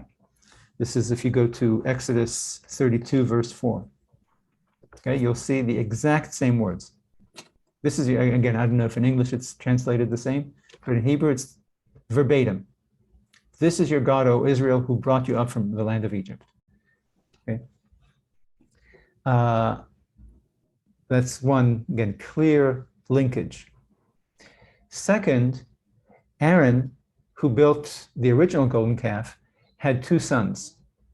Their names were Avihu and Nadav. And God killed them for conducting, later on, killed them for conducting pagan worship in his temple. Yerovam, who built the new golden calves, also had two sons, who were also named, not Avihu and Nadav, but Aviyah and Nadav. Same letters. And it's the only difference is Avihu versus Aviyah. Same thing. The meaning of the names are the same, the sound, the letters, everything is the same. The idea that this similarity between the story of the calf in the book of Exodus and the one in the book of Kings, that it is coincidental or that it went unnoticed, doesn't pass the smell test. Okay? The exact similarities force the readers to connect the two stories. Basically, the author is telling us, as we read, when we get to Kings, he says, connect this to that. You know, it's again, it's a purposeful calling out. You know, the author is taking us by the hand and says, see this, notice it. Okay, so so we're left with the second explanation for a text that contradicts itself, or yeah, contradicts itself, and that is that it's a purposeful contradiction. Okay, and so in that email that I sent you, it lists a variety of options for why an author would include in any text, any work of literature, self-contradictory statements. Okay, first is that one of them is a lie, okay, meant to deceive the reader. Second is that the contradictory statements were written either at different times or by different authors, reflecting a genuine difference of opinion, okay, between different generations or different authors. Three is that one statement is written in simplified form and the other statement is more detailed. That's something we talked about with the two creation stories. And maybe one is just a shell and the other one is kind of fills in the details. And the fourth is that the author places the contradiction there purposefully to create some sort of a problem, to call our attention to something that we're supposed to solve. Okay. So we've already established that it cannot be that that Northerners knew the Mount Sinai story, and it cannot be that they knew the Mount Sinai story and that they had a golden calf in their temple for the Jewish God. Okay, these are two statements that clash. These are two claims that clashed. Either they didn't have calves in their northern temples, either the Mount Sinai, either they knew the golden calf story, sin, and the claim that they had calves in their temples is a lie, or they had golden calves in their temples, and the Mount Sinai story is a lie. Okay, or at least, you know, okay, forget lie, but these two cannot live together. Okay, so so it could be what I just said. You know, the explanation for this contradiction. It could be that the later account is false. You know, that it's a deliberate falsification by Southern authors to smear the Northern king and the Northern Israelites as idolatrous. Okay, so in fact, there were no golden calves there in those northern temples. Okay, so it could be that the later account is false, but it could be that the early account is false. Okay, that is that the original golden calf story at Mount Sinai was not part of the original story of the Exodus. Okay, and that it didn't happen. Okay, and that's why Yerovam and Yehu and the Northerners and the Northern prophets didn't think of the golden calves as sinful or pagan. Okay, and so Judeans, and especially the priestly castes in Jerusalem, inserted the golden calf story into their retelling of the Exodus at this time, at the time of the splitting of the two kingdoms, to falsely discredit the competing temples that the northern kings set up in the north. Okay, and so, you know, this is what I just said. This is the documentary. This is what the documentary hypothesis charges, or I guess biblical criticism charges. Okay, that you have here that the story of the golden calf was not part of the original story. It's a separate insertion. It's a separate source, a separate document from the documentary hypothesis inserted into the earlier text in order to serve current political purposes. Okay. So both these explanations fall under the first category. Okay, explaining the contradiction as a lie, okay, as a deliberate deception, either falsely accusing the Israelites in the north of foreign worship, or falsely accusing the Israelites at Mount Sinai of foreign worship. Okay. But either way, the end result was to deliberately misrepresent the northern worship to southern audiences at the time, and thus delegitimize the northern kingdom as rebelling not just against the house of David, but also against God himself. Okay, so these two options represent kind of a southern PR campaign based on a lie. Again, either a lie about the northern temples or a lie about what happened at Mount Sinai. So it's a real-time PR campaign against a political and religious competitor in the north. Okay. So what other? So again, if you go back to the explanation to the possibilities of why there would be a contradiction, a purposeful contradiction. One is that it's a lie. You know, that one claim, if you have two clashing claims, one is a lie. The second is that these are different authors, different times, reflecting different opinions. The third is that one is simplified form and the other more detailed. And the fourth is that there's some sort of that the author is trying to direct our attention to some sort of a problem or conclusion that he wants us to draw. Okay, so the documentary hypothesis or biblical criticism tells us it's number one. Okay, it's some sort of deception, some sort of a lie. Okay, are there other ways to solve this problem other than what biblical criticism or documentary hypothesis tells us? It would seem the fourth something that doesn't involve purposeful deception. Mm-hmm. It would seem like the fourth alternative. There's something to figure out. That somehow the Israelites in the golden calf scene is somehow they were different than Israel or than those in the northern kingdom at the time of this those temples were erected. Mm-hmm. That it's standing in a different relationship, I suppose. I'm with you exactly. It could be, you know, maybe the author is calling our attention to a problem,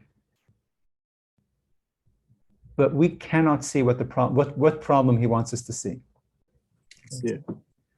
What is clear, though, is that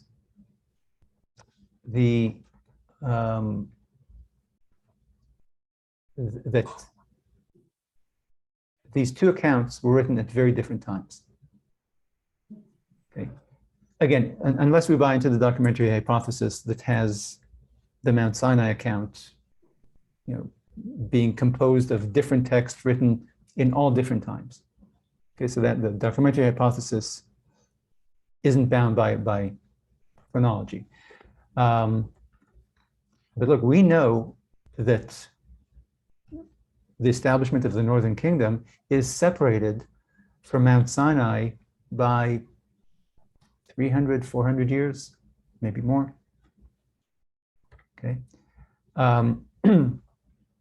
So perhaps, according to option B, you know, that the two texts were written by different authors. So we know that they were written by different authors. Actually, okay, take it back. The documentary hypothesis or biblical criticism has different ideas about when the Torah was written.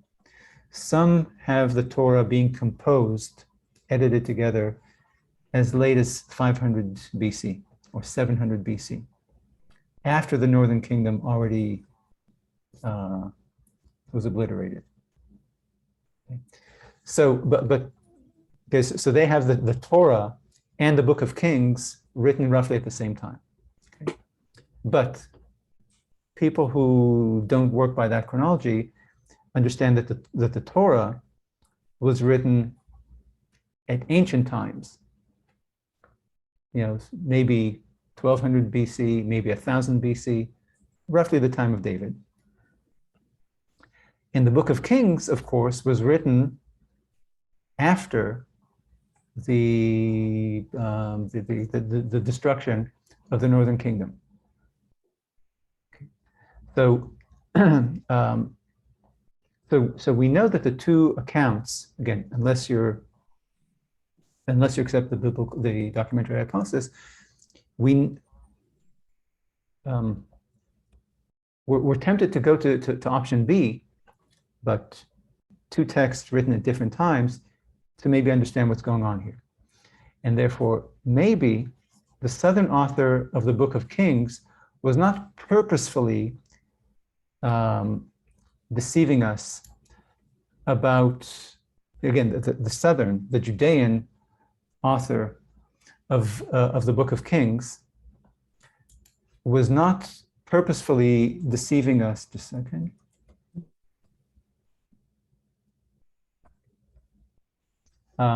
Was not purposefully deceiving us about northern worship, but was sincerely ignorant about it. Okay, so maybe maybe this story of golden calves in the northern temple was a false rumor circulating in Judea whenever it was the Book of Kings was written. Okay, because the Book of Kings describes a very long period of time. Okay, I think, I forget how many kings, I think 20 kings or so in the northern kingdom. Okay, it describes a period of roughly 400 years after the Exodus. Okay, and so if the original story of the Exodus was written or told orally roughly at the time of the Exodus, or maybe the time of Joshua, or the time of the judges, and then written out roughly in the time of David, then it's a very ancient story. Okay, and then so 400 years pass, a northern kingdom is created, and then the entire period of the Book of Kings takes place, because the Book of Kings, like any history book, is written after the last act of the book. Right? You can't write a history. Any book that covers the American Revolution, start to finish, to the signing of the peace treaty in 1783, was definitely written in 1783 and beyond. Right? Okay. So the Book of Kings was written after the reign of all the kings of Israel, and after the Assyrians had defeated the northern kingdom and erased it from the map and exiled the population to the east. Okay. So again, another period of another few hundred years. Okay, so about 400 years from Mount Sinai to the establishment of the northern kingdom, and another few hundred years to the writing of the Book of Kings in the southern kingdom of Judea, is where it was written or composed. So maybe this story was a false story that circulated, materialized in Judea after the fact to explain why God had punished that northern kingdom so harshly. Why he allowed the northern kingdom to be conquered and exiled and destroyed. So again, according to explanation B, maybe this wasn't a deception as part of a real-time PR campaign against a competing kingdom and a competing temple, but a sincere, after-the-fact effort to make sense of the tragedy of the moral and of the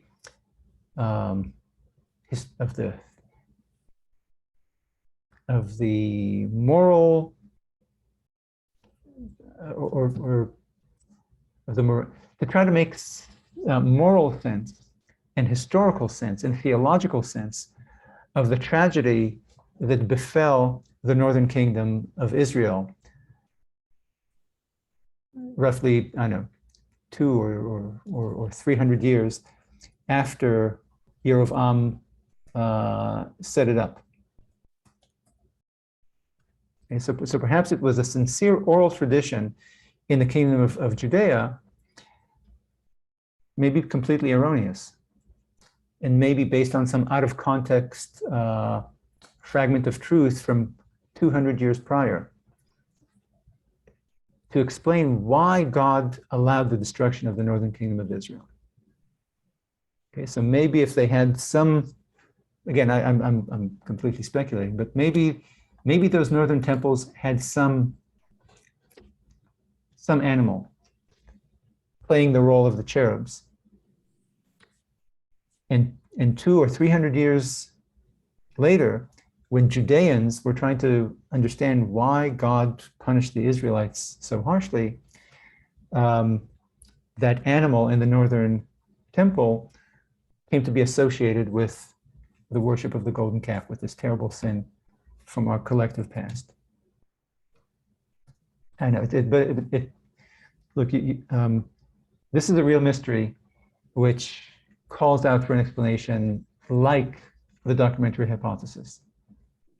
Okay, it fits very neatly within the documentary hypothesis. The only problem is that those who don't buy the documentary hypothesis just see it as an easy way out whenever you encounter any problem in the text. Okay, but there's no real evidence in favor of it. So you have to, again, look for another possibility. And again, and working off that template of how to explain contradictions in literature. If it's inadvertent, the 1, 2, 3 reasons why the author inadvertently contradicted himself. If it is purposeful, reasons 1, 2, 3, 4 as to what the purpose is, or how, or not what the purpose, but how this came to be. That this is not a lie, but, well, I'm repeating myself. So it seems to me that option B is the one that is the most lends itself to explain it, because we know for a fact that these two texts are separated by hundreds of years. Okay, so let's now move to almost 3. Let's move to Korah's plan. How do you pronounce it in English? Korah? Korah? Is that how you said it? Yeah, that's how I've heard it. Korah. Okay. So again, we're covering sins and punishments, and another big one in the desert is the sin of Korah and of Dathan and Aviram. So, what exactly was their sin? It's Numbers 16.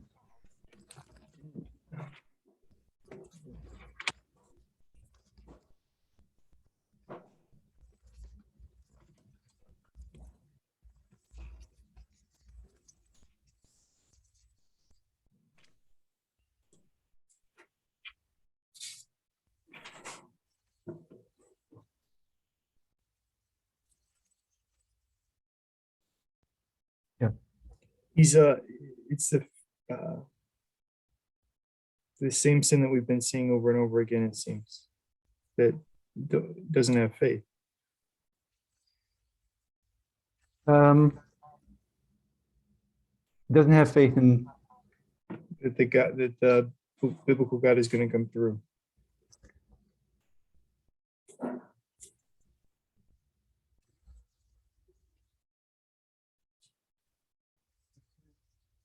But look, what's the complaint that Korah and Datan and Aviram have.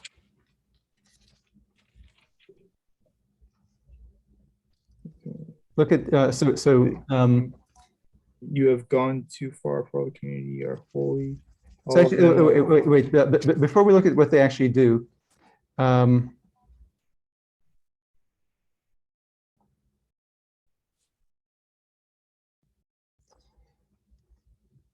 if you look at verse 30, okay, this is when Moses kind of sets up this contest. Okay, and he tells the people, verse 30, and if God will perform this trick, this act, and the land and the earth opened up and swallowed them and everything that belongs to them, and they go down, swallow them alive, then you will know that they have, that these people have cursed God. Cursed, is that how you have it? Not cursed. Spurned. Spurned, castigated. Castigated God, something like that. Okay. Okay, so that's the sin. Okay. The question is, so they've castigated God, or they spurned God. They turned against God. Okay, they rebelled against God. Okay.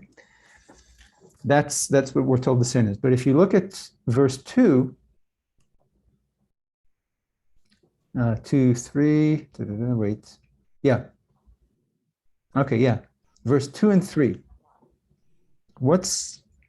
So they went against, they spurned God by going against Moses and Aaron?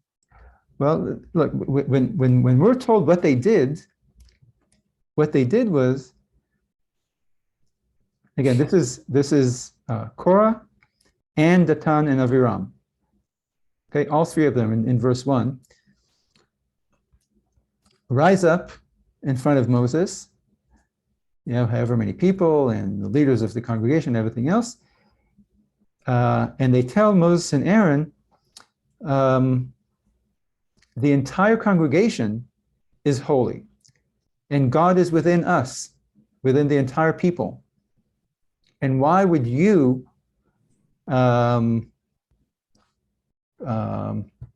what's the word in English to kind of make yourself like why would you pull rank on us?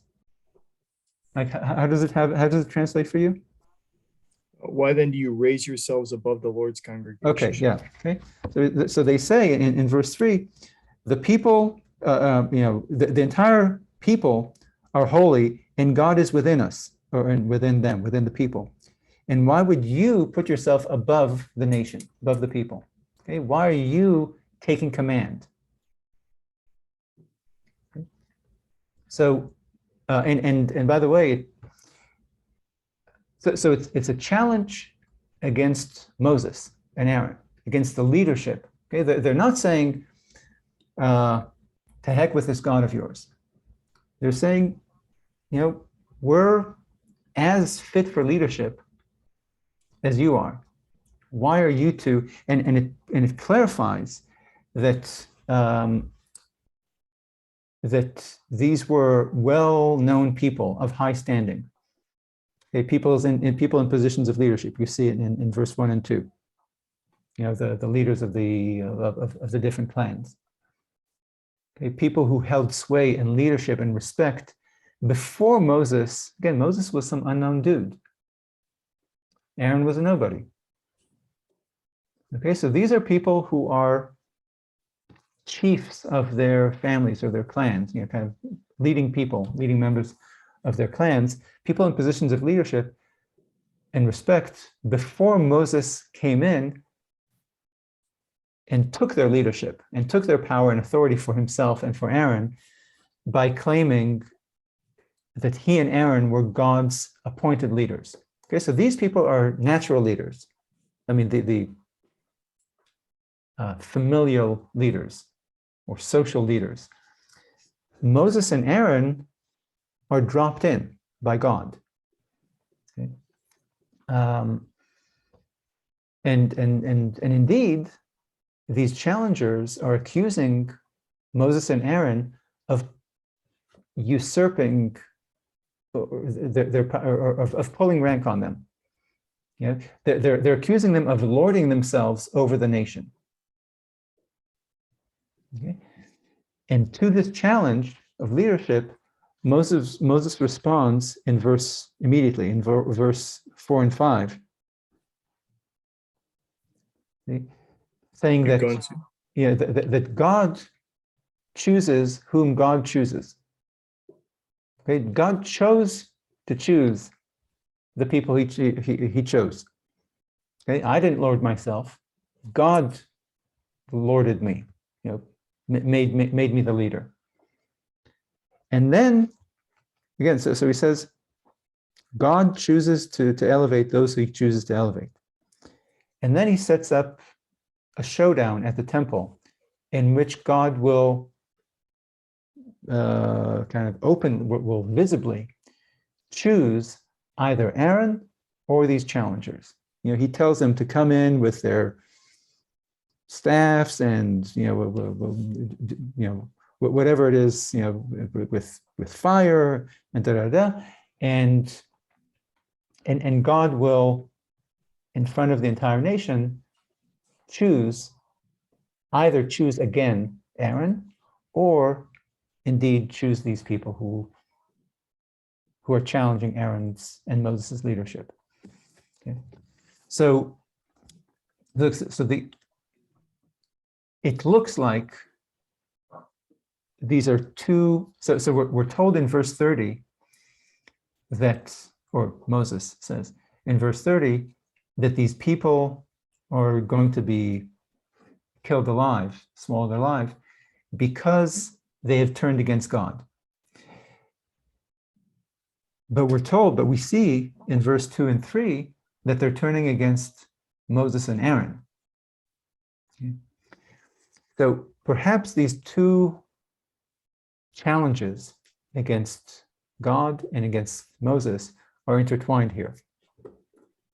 Okay, that maybe, again, not maybe, you can easily see how challenging God's chosen appointee is sinful, because it's a challenge to God. Okay, I gave you this king or this leader, and when you turn against him, you're turning against me. Okay, it's kind of like when the President of the United States appoints a general, and that general's officers rebel against him, they're rebelling against the president, because that general is.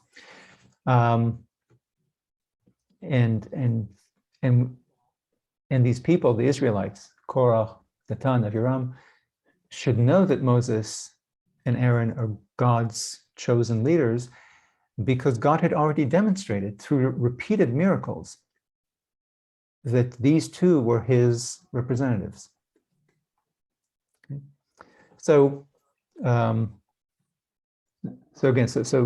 maybe that explains it. Maybe that's the connection between the affront that we read about in verses 2 and 3 and the affront that Moses depicts or describes in verse 30. However, there's a clearer, or there's another affront, which you'll see in verses 12 through 14. Okay, where the challengers don't simply challenge Moses's leadership, but instead they challenge the whole project. Okay, you'll see that. Actually, you read it in the English translation. So I have Moses sent for Dathan and Abiram, yeah. Sons of Eliab. But they said, "We will not come. Is it not enough that you brought us from the land flowing with milk and honey to have us die in the wilderness? That you would not, or that you would also lord over us, even if you had brought us into the land flowing with milk and honey and given us possession of fields and vineyards, should you gouge out those men's eyes? We will not come." We will Moses. not come. Okay. Yes. Good. So you see here that so this is no longer just resisting Moses's leadership. Okay, they've gone from doing that, from just challenging his leader, who should lead the people in this project, to challenging the entire project. Okay, they're denouncing the Exodus. They're denouncing the mission to settle in the land of Israel. The land of milk and honey is not the land we're going to, but the land that you took us out of. Egypt is the land of milk and honey for them. Okay, so they refer to Egypt as the not promised land, but as the land of milk and honey, and they're referring to this expedition in the desert as a lie. Okay, we're not heading to our homeland. We're marching aimlessly in the desert. Okay, so I think this clarifies what is so galling here, that it's not simply, that what Moses says, that these people turned against God or castigated God, is not simply because of the initial affront of basically rebelling against Moses and Aaron, but the evolution of their argument that this is an attack. This is not simply an attack on Moses and his status. This is an attack on God and an attack on God's mission to extract the Israelites from Egypt. And it's an attack on the land of Israel. Okay, and it's in this respect, it's a repeat of the sin of the spies. Okay, and it explains the graveness of, or the gravity of the sins of the sin of the spies and of the Israelites who followed the spies' lead. Okay, because really the punishment for these rebels is terrible. And if we thought that it was simply for challenging Moses, we'd kind of, it has been described as a sign of kind of political tyranny. Okay, that here you have a challenge of leadership, which we, in our democratic society, we're used to, and the result is this slaughter. Okay. And you have, and again, according to the same critique, that line by Moses in verse 30-31, that this is a challenge against God. Some critics have pointed out that Moses is kind of equating him with God, and that any challenge against me is a challenge against God. But I think the key are these passages, these verses in the middle, that clarify that this is not simply a rebellion against God. It's a rebellion, against Moses. It's a rebellion against this whole project and against what God is trying to do. God is trying to take the Israelites from Egypt to a land of milk and honey. And what they're saying is, this project is a lie. Okay, we belong. Basically, they're going against God's project. God's project is to go from Egypt to Israel, and they want to go back to Egypt, land of milk and honey. So again, the whole discussion here is to today is to try to find the explanation for the severity of the punishments. Okay, to understand why a certain sin is so grave that it deserves this kind of punishment. And in any case, okay, so look, we will definitely not have time to leisurely discuss the idea of a chosen people. So let's do that next week at the expense of Joshua, because Joshua's, it's not a great book. We can give it only half our time. But I want to then take the minutes we have left to look at Moses' death. Okay, so if you could turn to Deuteronomy 32, at the end of Deuteronomy 32. verses 48, 48 to 52. So I have that very day the Lord spoke to Wait, Moses. wait. Let me find it first.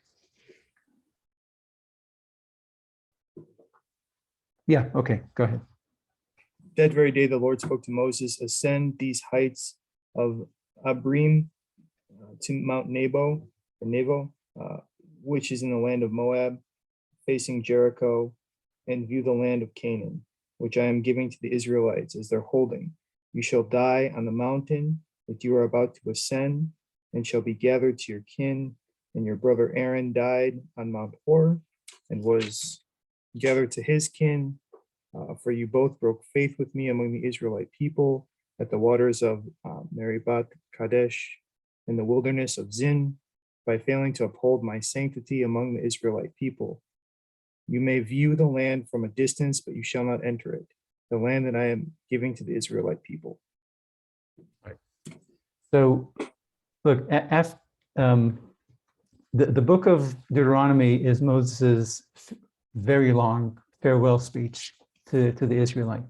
Okay, and so after he gives this big speech to the people, recounting their long journey and giving them advice and warnings about how to conduct themselves in the land of Israel, in the near future and in the far future, then God interjects here and said, okay, it's time to end your life and your long journey. And when you read these verses that you just read, you can't help notice that it's a uniquely cold and distant passage without pity or gratitude toward old Moses for everything he's done, this my faithful servant, all these decades. But if you then skip over to Moses's final farewell blessing to if you skip past the final blessing to the 12 tribes and jump to his death scene in chapter 34, chapter 34, there. Yeah, so go ahead and read chapter 34, it's very short. So Moses went up to the steeps of Moab, to Mount Nebo, to the summit of Pisgah. Pisgah. It just means mountaintop. To the top of the mountain, to the head of the mountaintop, above Jericho. And actually, let me just in case it's not. Let me. So Moses went up from the land of Moab to Mount Nebo, to the head of the mountain, which is above Jericho, and God showed him all the land, and the Gilad and Dan, all the land of Israel, and Gilad, which is east of the Jordan River, up to Dan. Dan is in the far north of the land of Israel. And all of Naphtali, and all of the land of Ephraim and Manasseh, the tribal plots of the different tribes, and all of the land of Judah up to the last sea, and the Negev, the southern desert, and the Kikar, and the valley of Jericho, the city of dates, up to Zoar. And God told him, "This is the land that I swore to Abraham and Isaac and Jacob to say, to you and your seed I will give this. I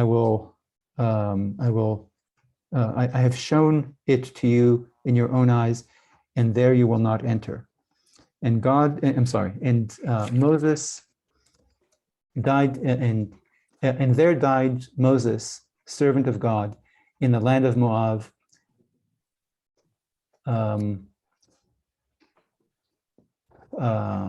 Okay, how do you translate?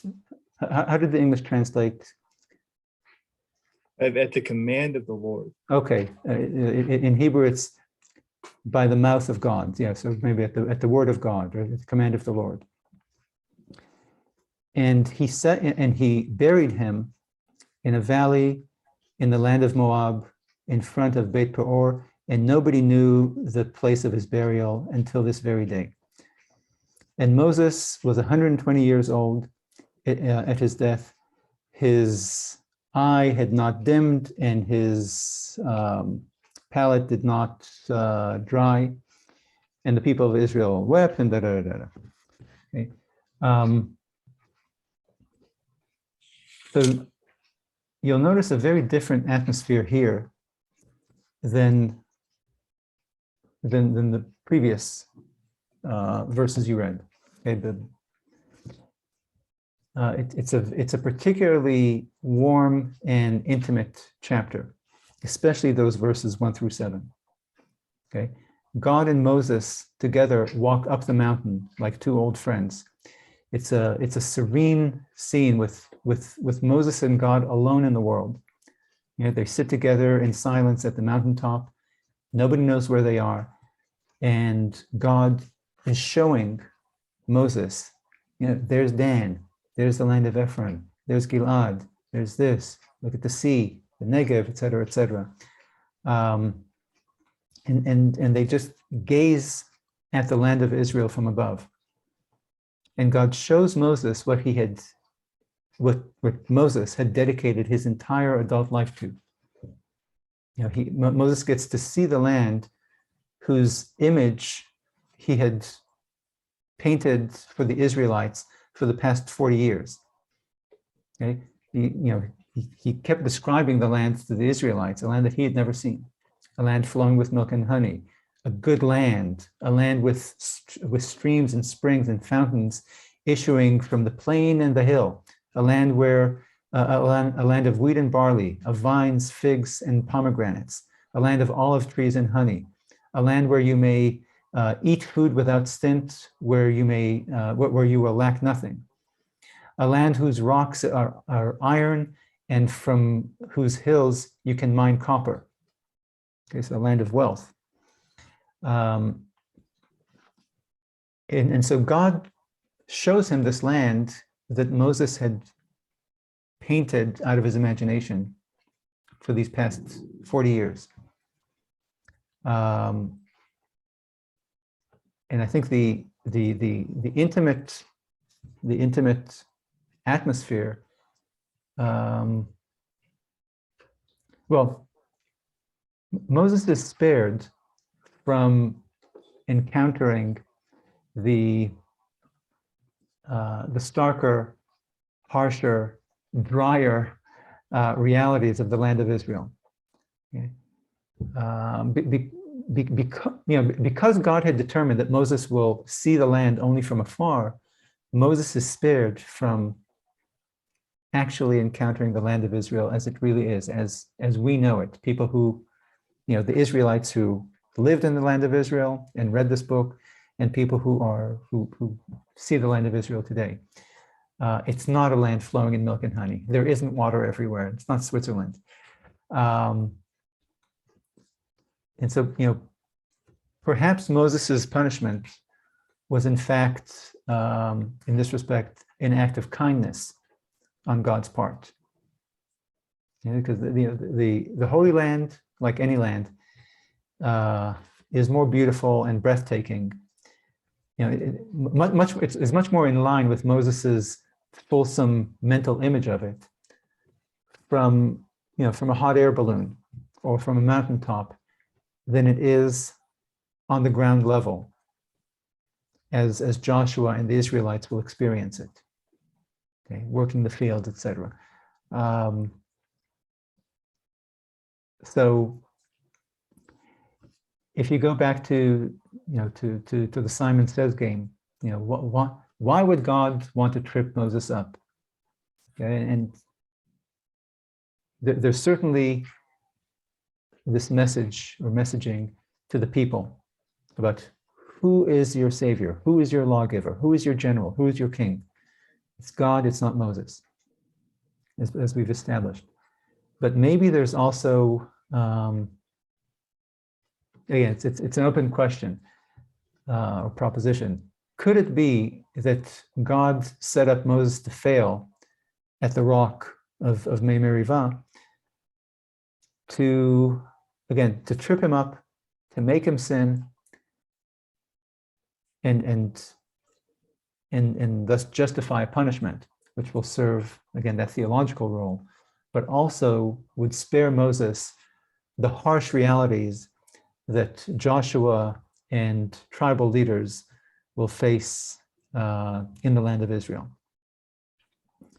That this is God's way of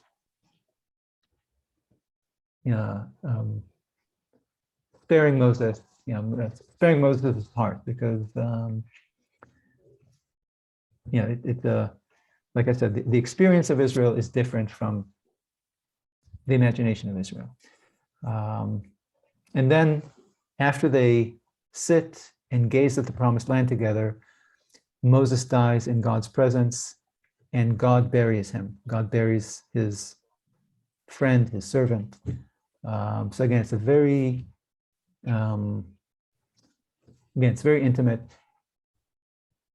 And I think it colors, it opens the possibility of understanding our earlier discussion about Moses' sin in God's anger, God's anger, in a different light, not in the sense that necessarily that God tripped him up and made him fail, made him sin as an act of kindness, but that perhaps the punishment that we see as extremely harsh is in fact, not forgiving, but it's actually thoughtful and kind in a way. That look, you see here two friends, and it kind of undercuts the image that we have of God coldly punishing his loyal servant, kind of heartlessly punishing him. There might be some heart in it after all.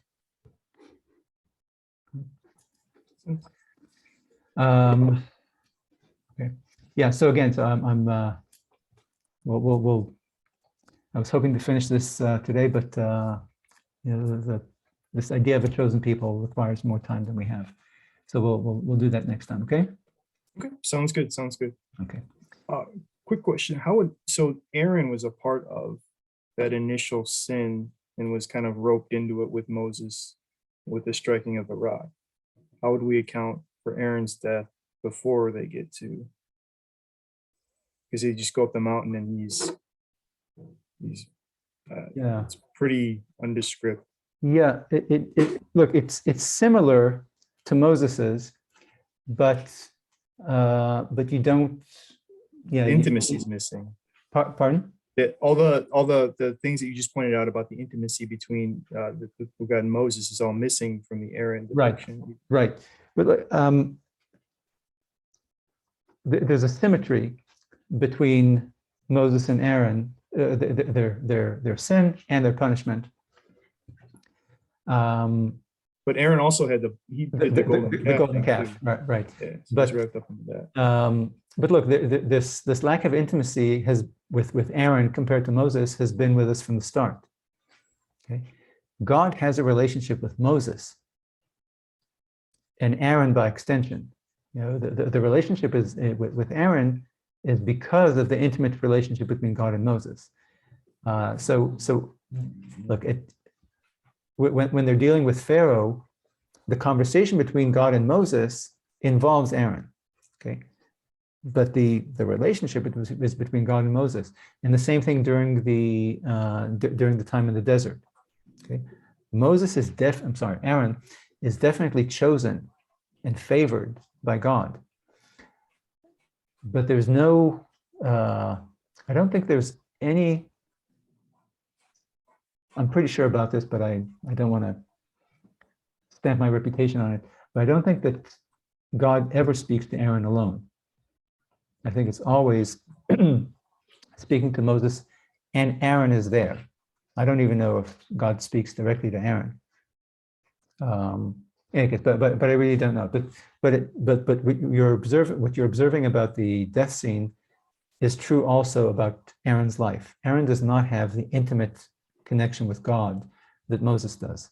And I think that explains the fact that Aaron dies alone, whereas Moses dies with God, or in the presence of God.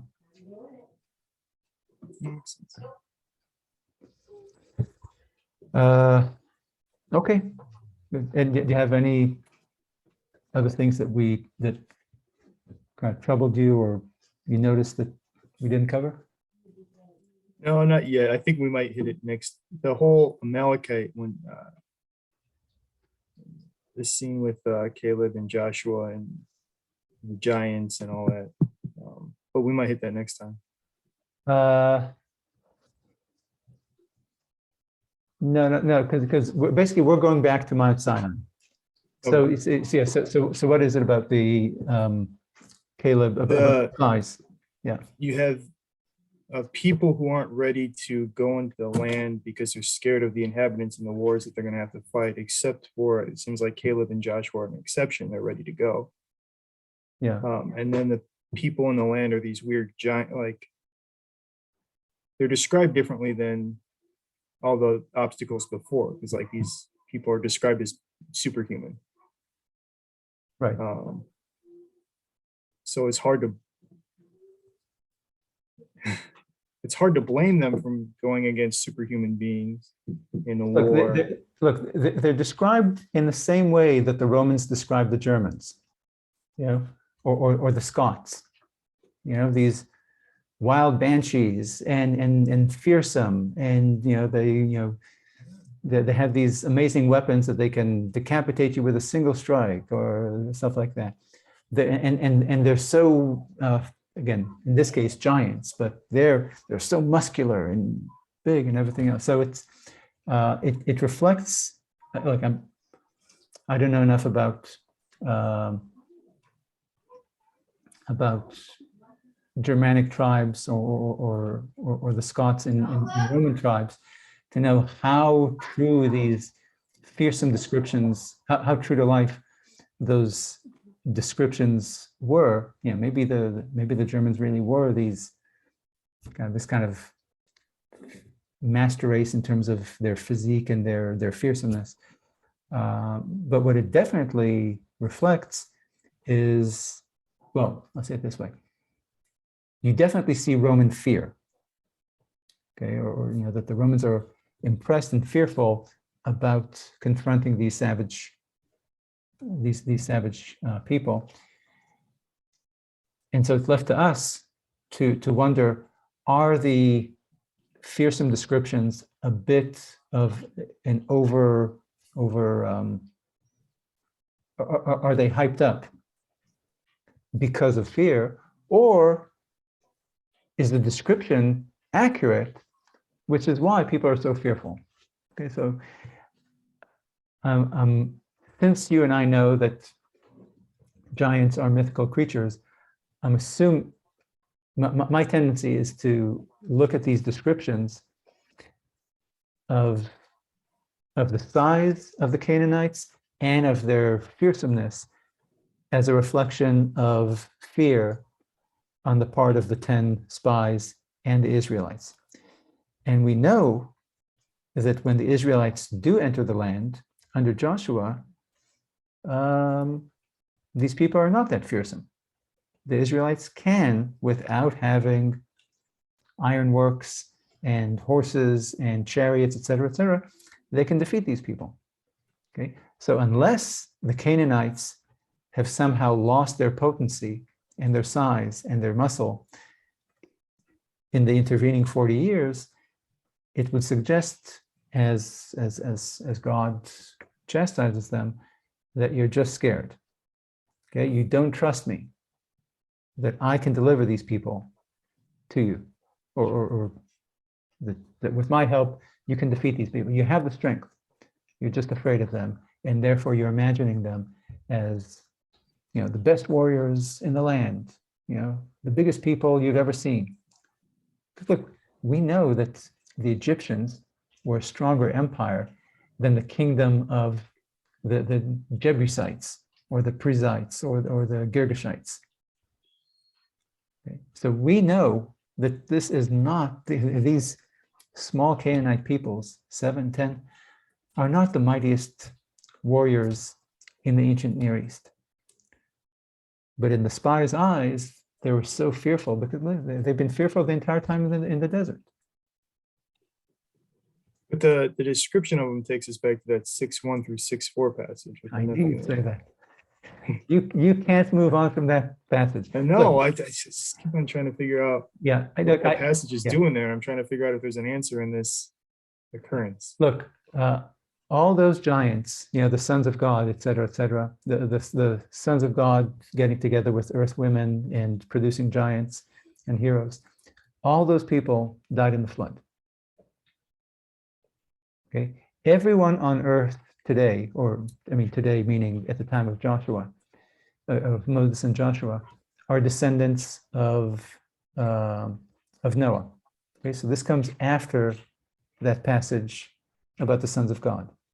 But they did say in the Sons of God passage that they were around then and they were afterwards too. Oh, really? Yeah, in 6:4. Genesis. I think they were men of name, men of now, and they were around then and maybe too. Is that something?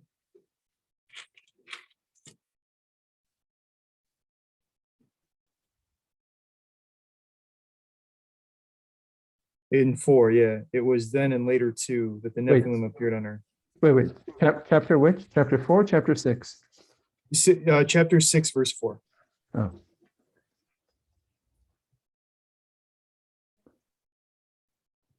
Oh yeah, no. So look, we already discussed it. Look,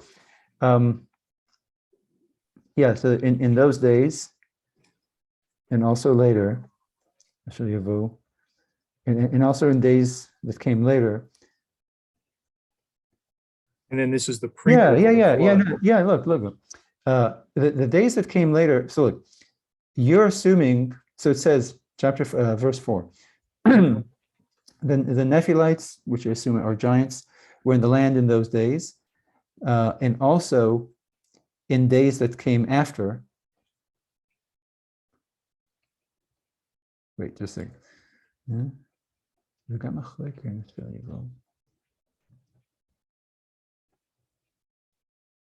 Okay, so maybe you should read it this way. The Nephilites were in the land in those days. And in the days that followed, the sons of God came to earth to the daughters of man, who bore them children, and they were the heroes of who had always been people of great name. Right? Is that conform to how you read it? Yeah, there were the Giborim. Yeah, heroes. Yeah. And the men of name. Yeah. Okay. So look, all of this happens here. So in those days, so God says, in verse 3, I'm sick of man, and he limits the lives, the lifespan of men, of people to 120 years. In those days, the giants were in the land, and in the days after, the sons of God came to or joined with the daughters of man, and and then so this is what was going on in those days. God was sick of human beings. He limited their lifespan to 120, and in those days, the giants were in the land, and in the days that followed, the sons of God had children with human women, with women. So then I think that the next time that they come up is in this passage with the Amalekites, that there were Nephilites among them. Yeah, no, but so look, Nephilim are giants. Okay, look, Goliath was a giant, okay? Just like Andre the Giant is a giant. Yeah, there are giants among us. I'm sure to the Italians, the Scandinavians are described as giants. They are big, or Germans. Okay, it doesn't.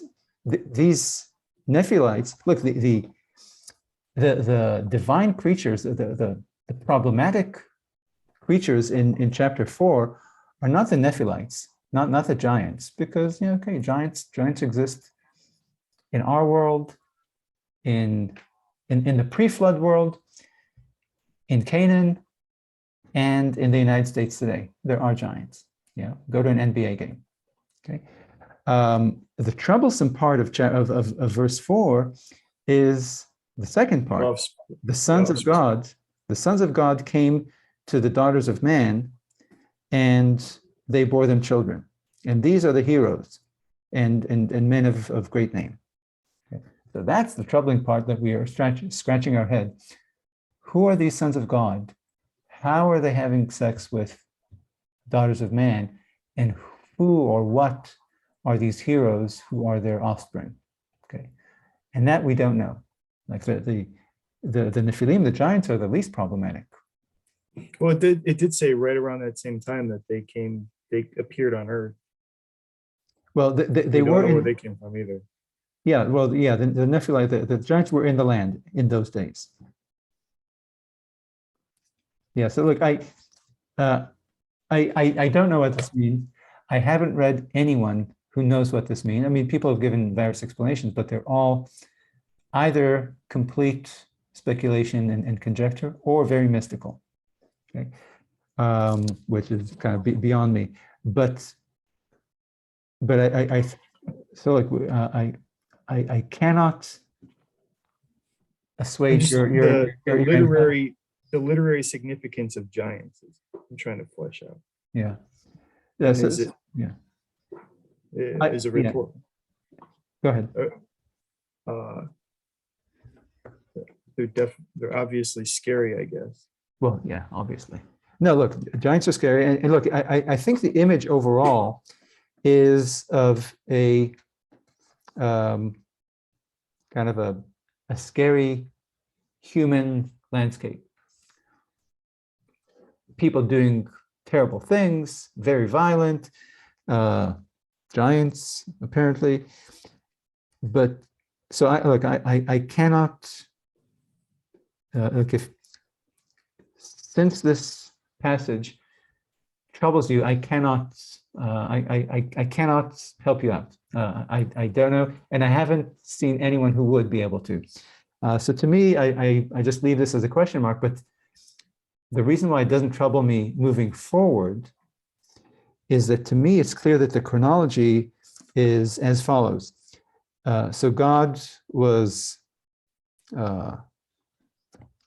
sick of humanity, and he wants nothing to do with man anymore, and he limits their years.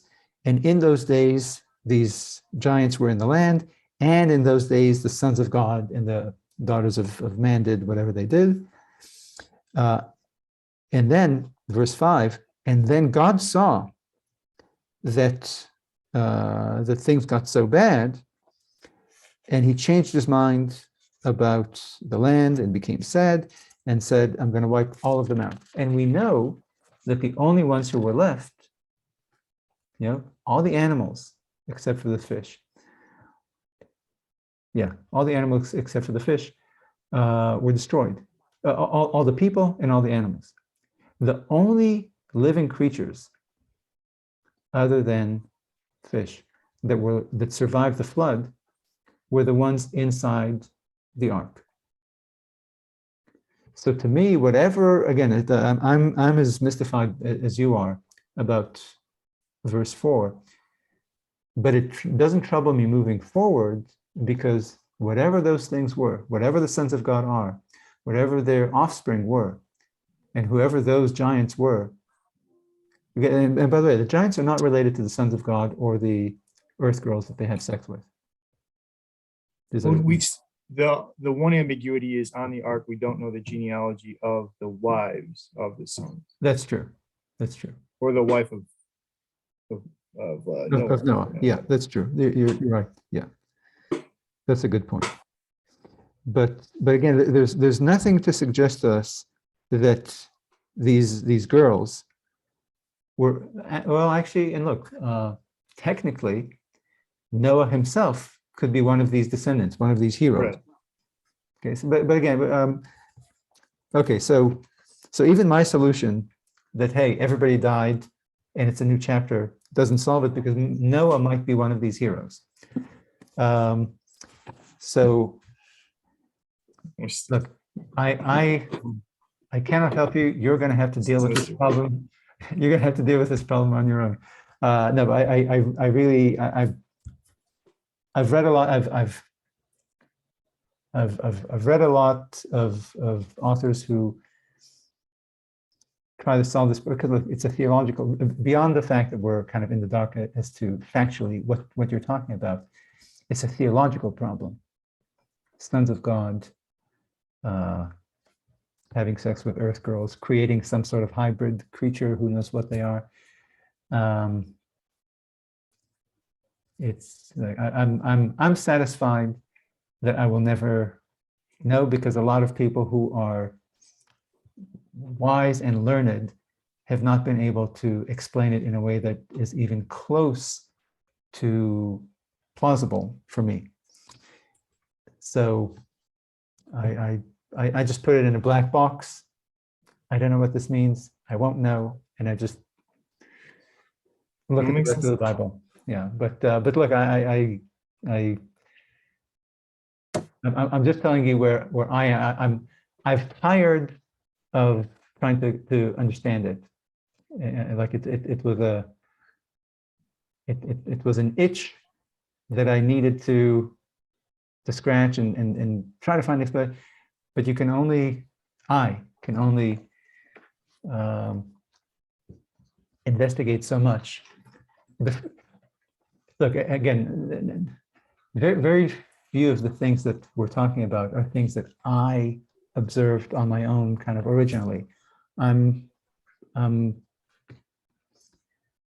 reflecting stuff I've read from scholars and commentators and rabbis who've studied this. And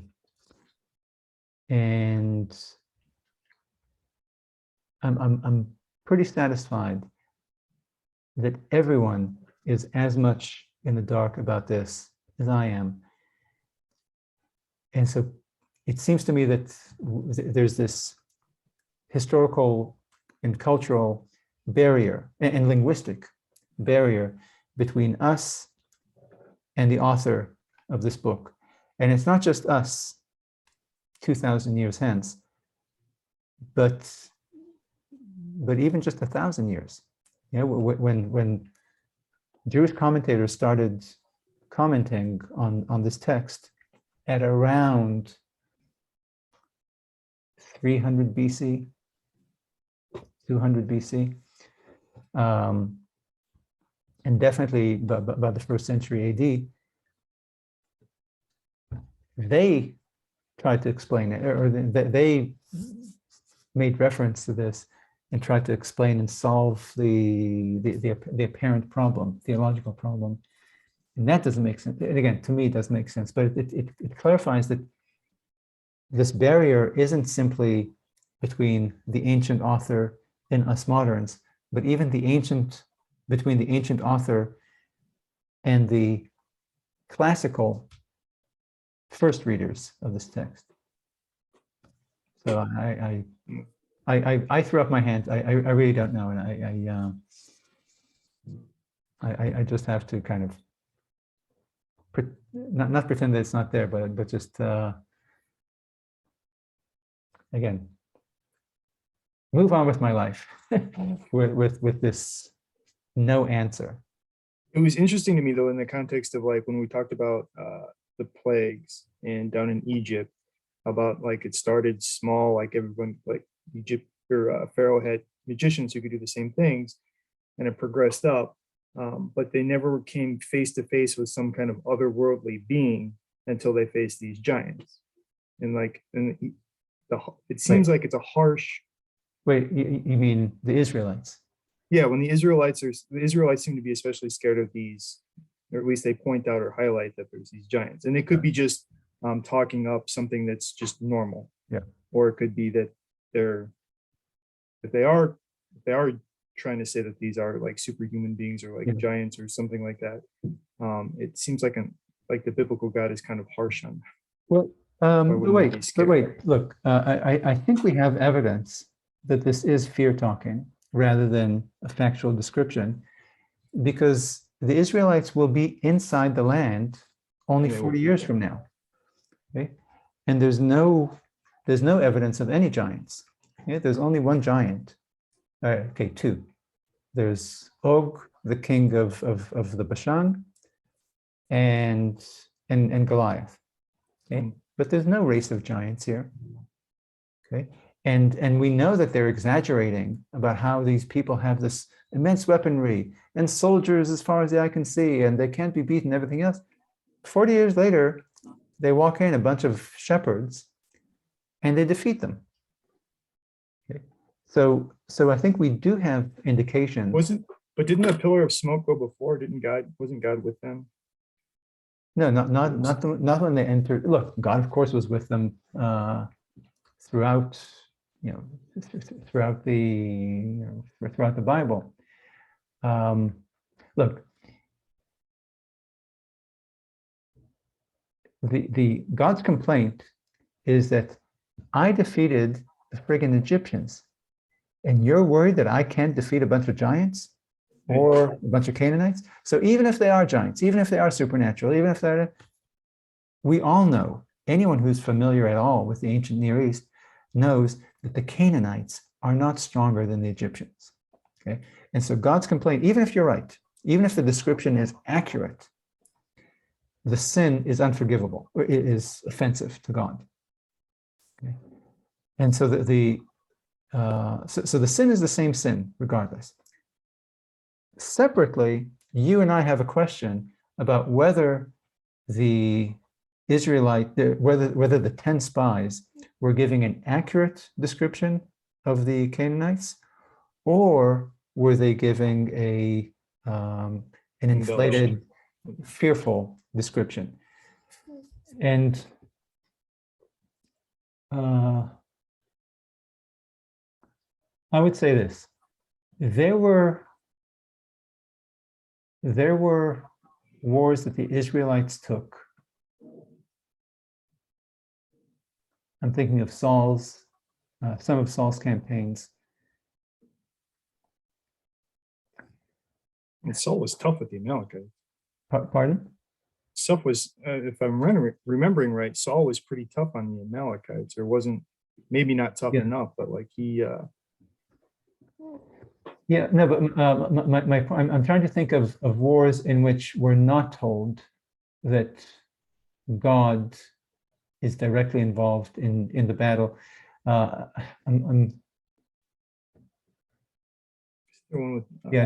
think the one where Samuel departs from Saul is the one that is Saul's last war. Okay, so I let's see, Deborah. Yeah, no. Look, the language of God's support, and God gave the enemy to the Israelites, is always there. So yes, look, but even then, okay, even if we assume that all the military victories of the Israelites are miraculous, okay, that they are facing fierce people who, without God, the Israelites cannot defeat, fine. We never hear any descriptions of giants anymore. Okay, the Goliath. Yeah, that's one. Plus, he's not a Canaanite; he's a Philistine. Okay, so even if you're right, because what I was saying is that they're clearly fearful because 40 years later they defeat all these Canaanites. Okay, but I accept your point that maybe it's miraculous because God did it.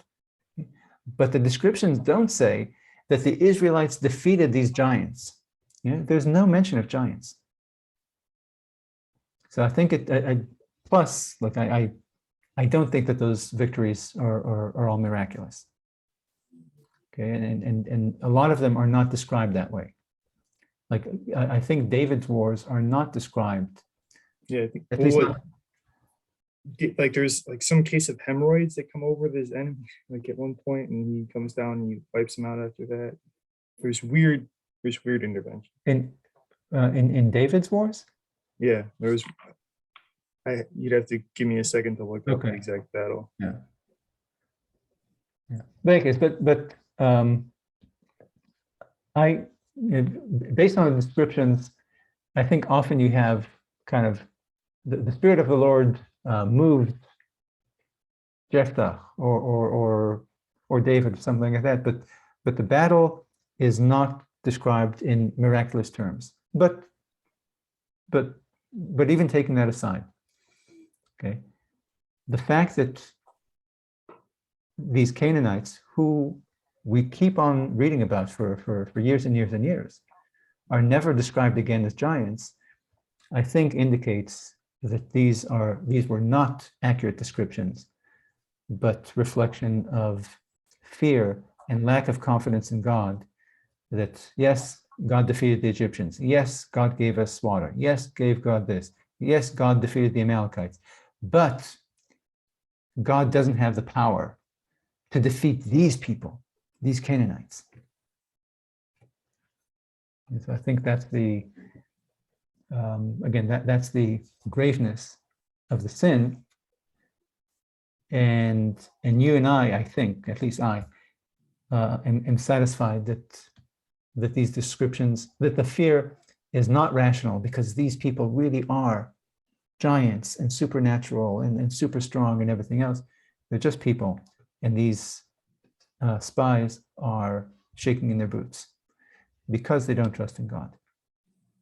Or even forget God, because they don't trust in themselves.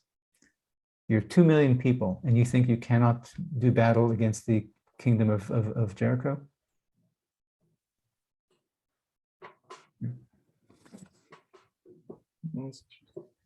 All right. Well, good. So we'll meet up. Oh, so I guess next week we're not meeting, week after. Yep, we get it. Great. Sounds New Year's good. Day. Yeah. Yep, sounds good. Excellent. See you then. Bye-bye. Take care. Have a good one. Yeah. Bye-bye.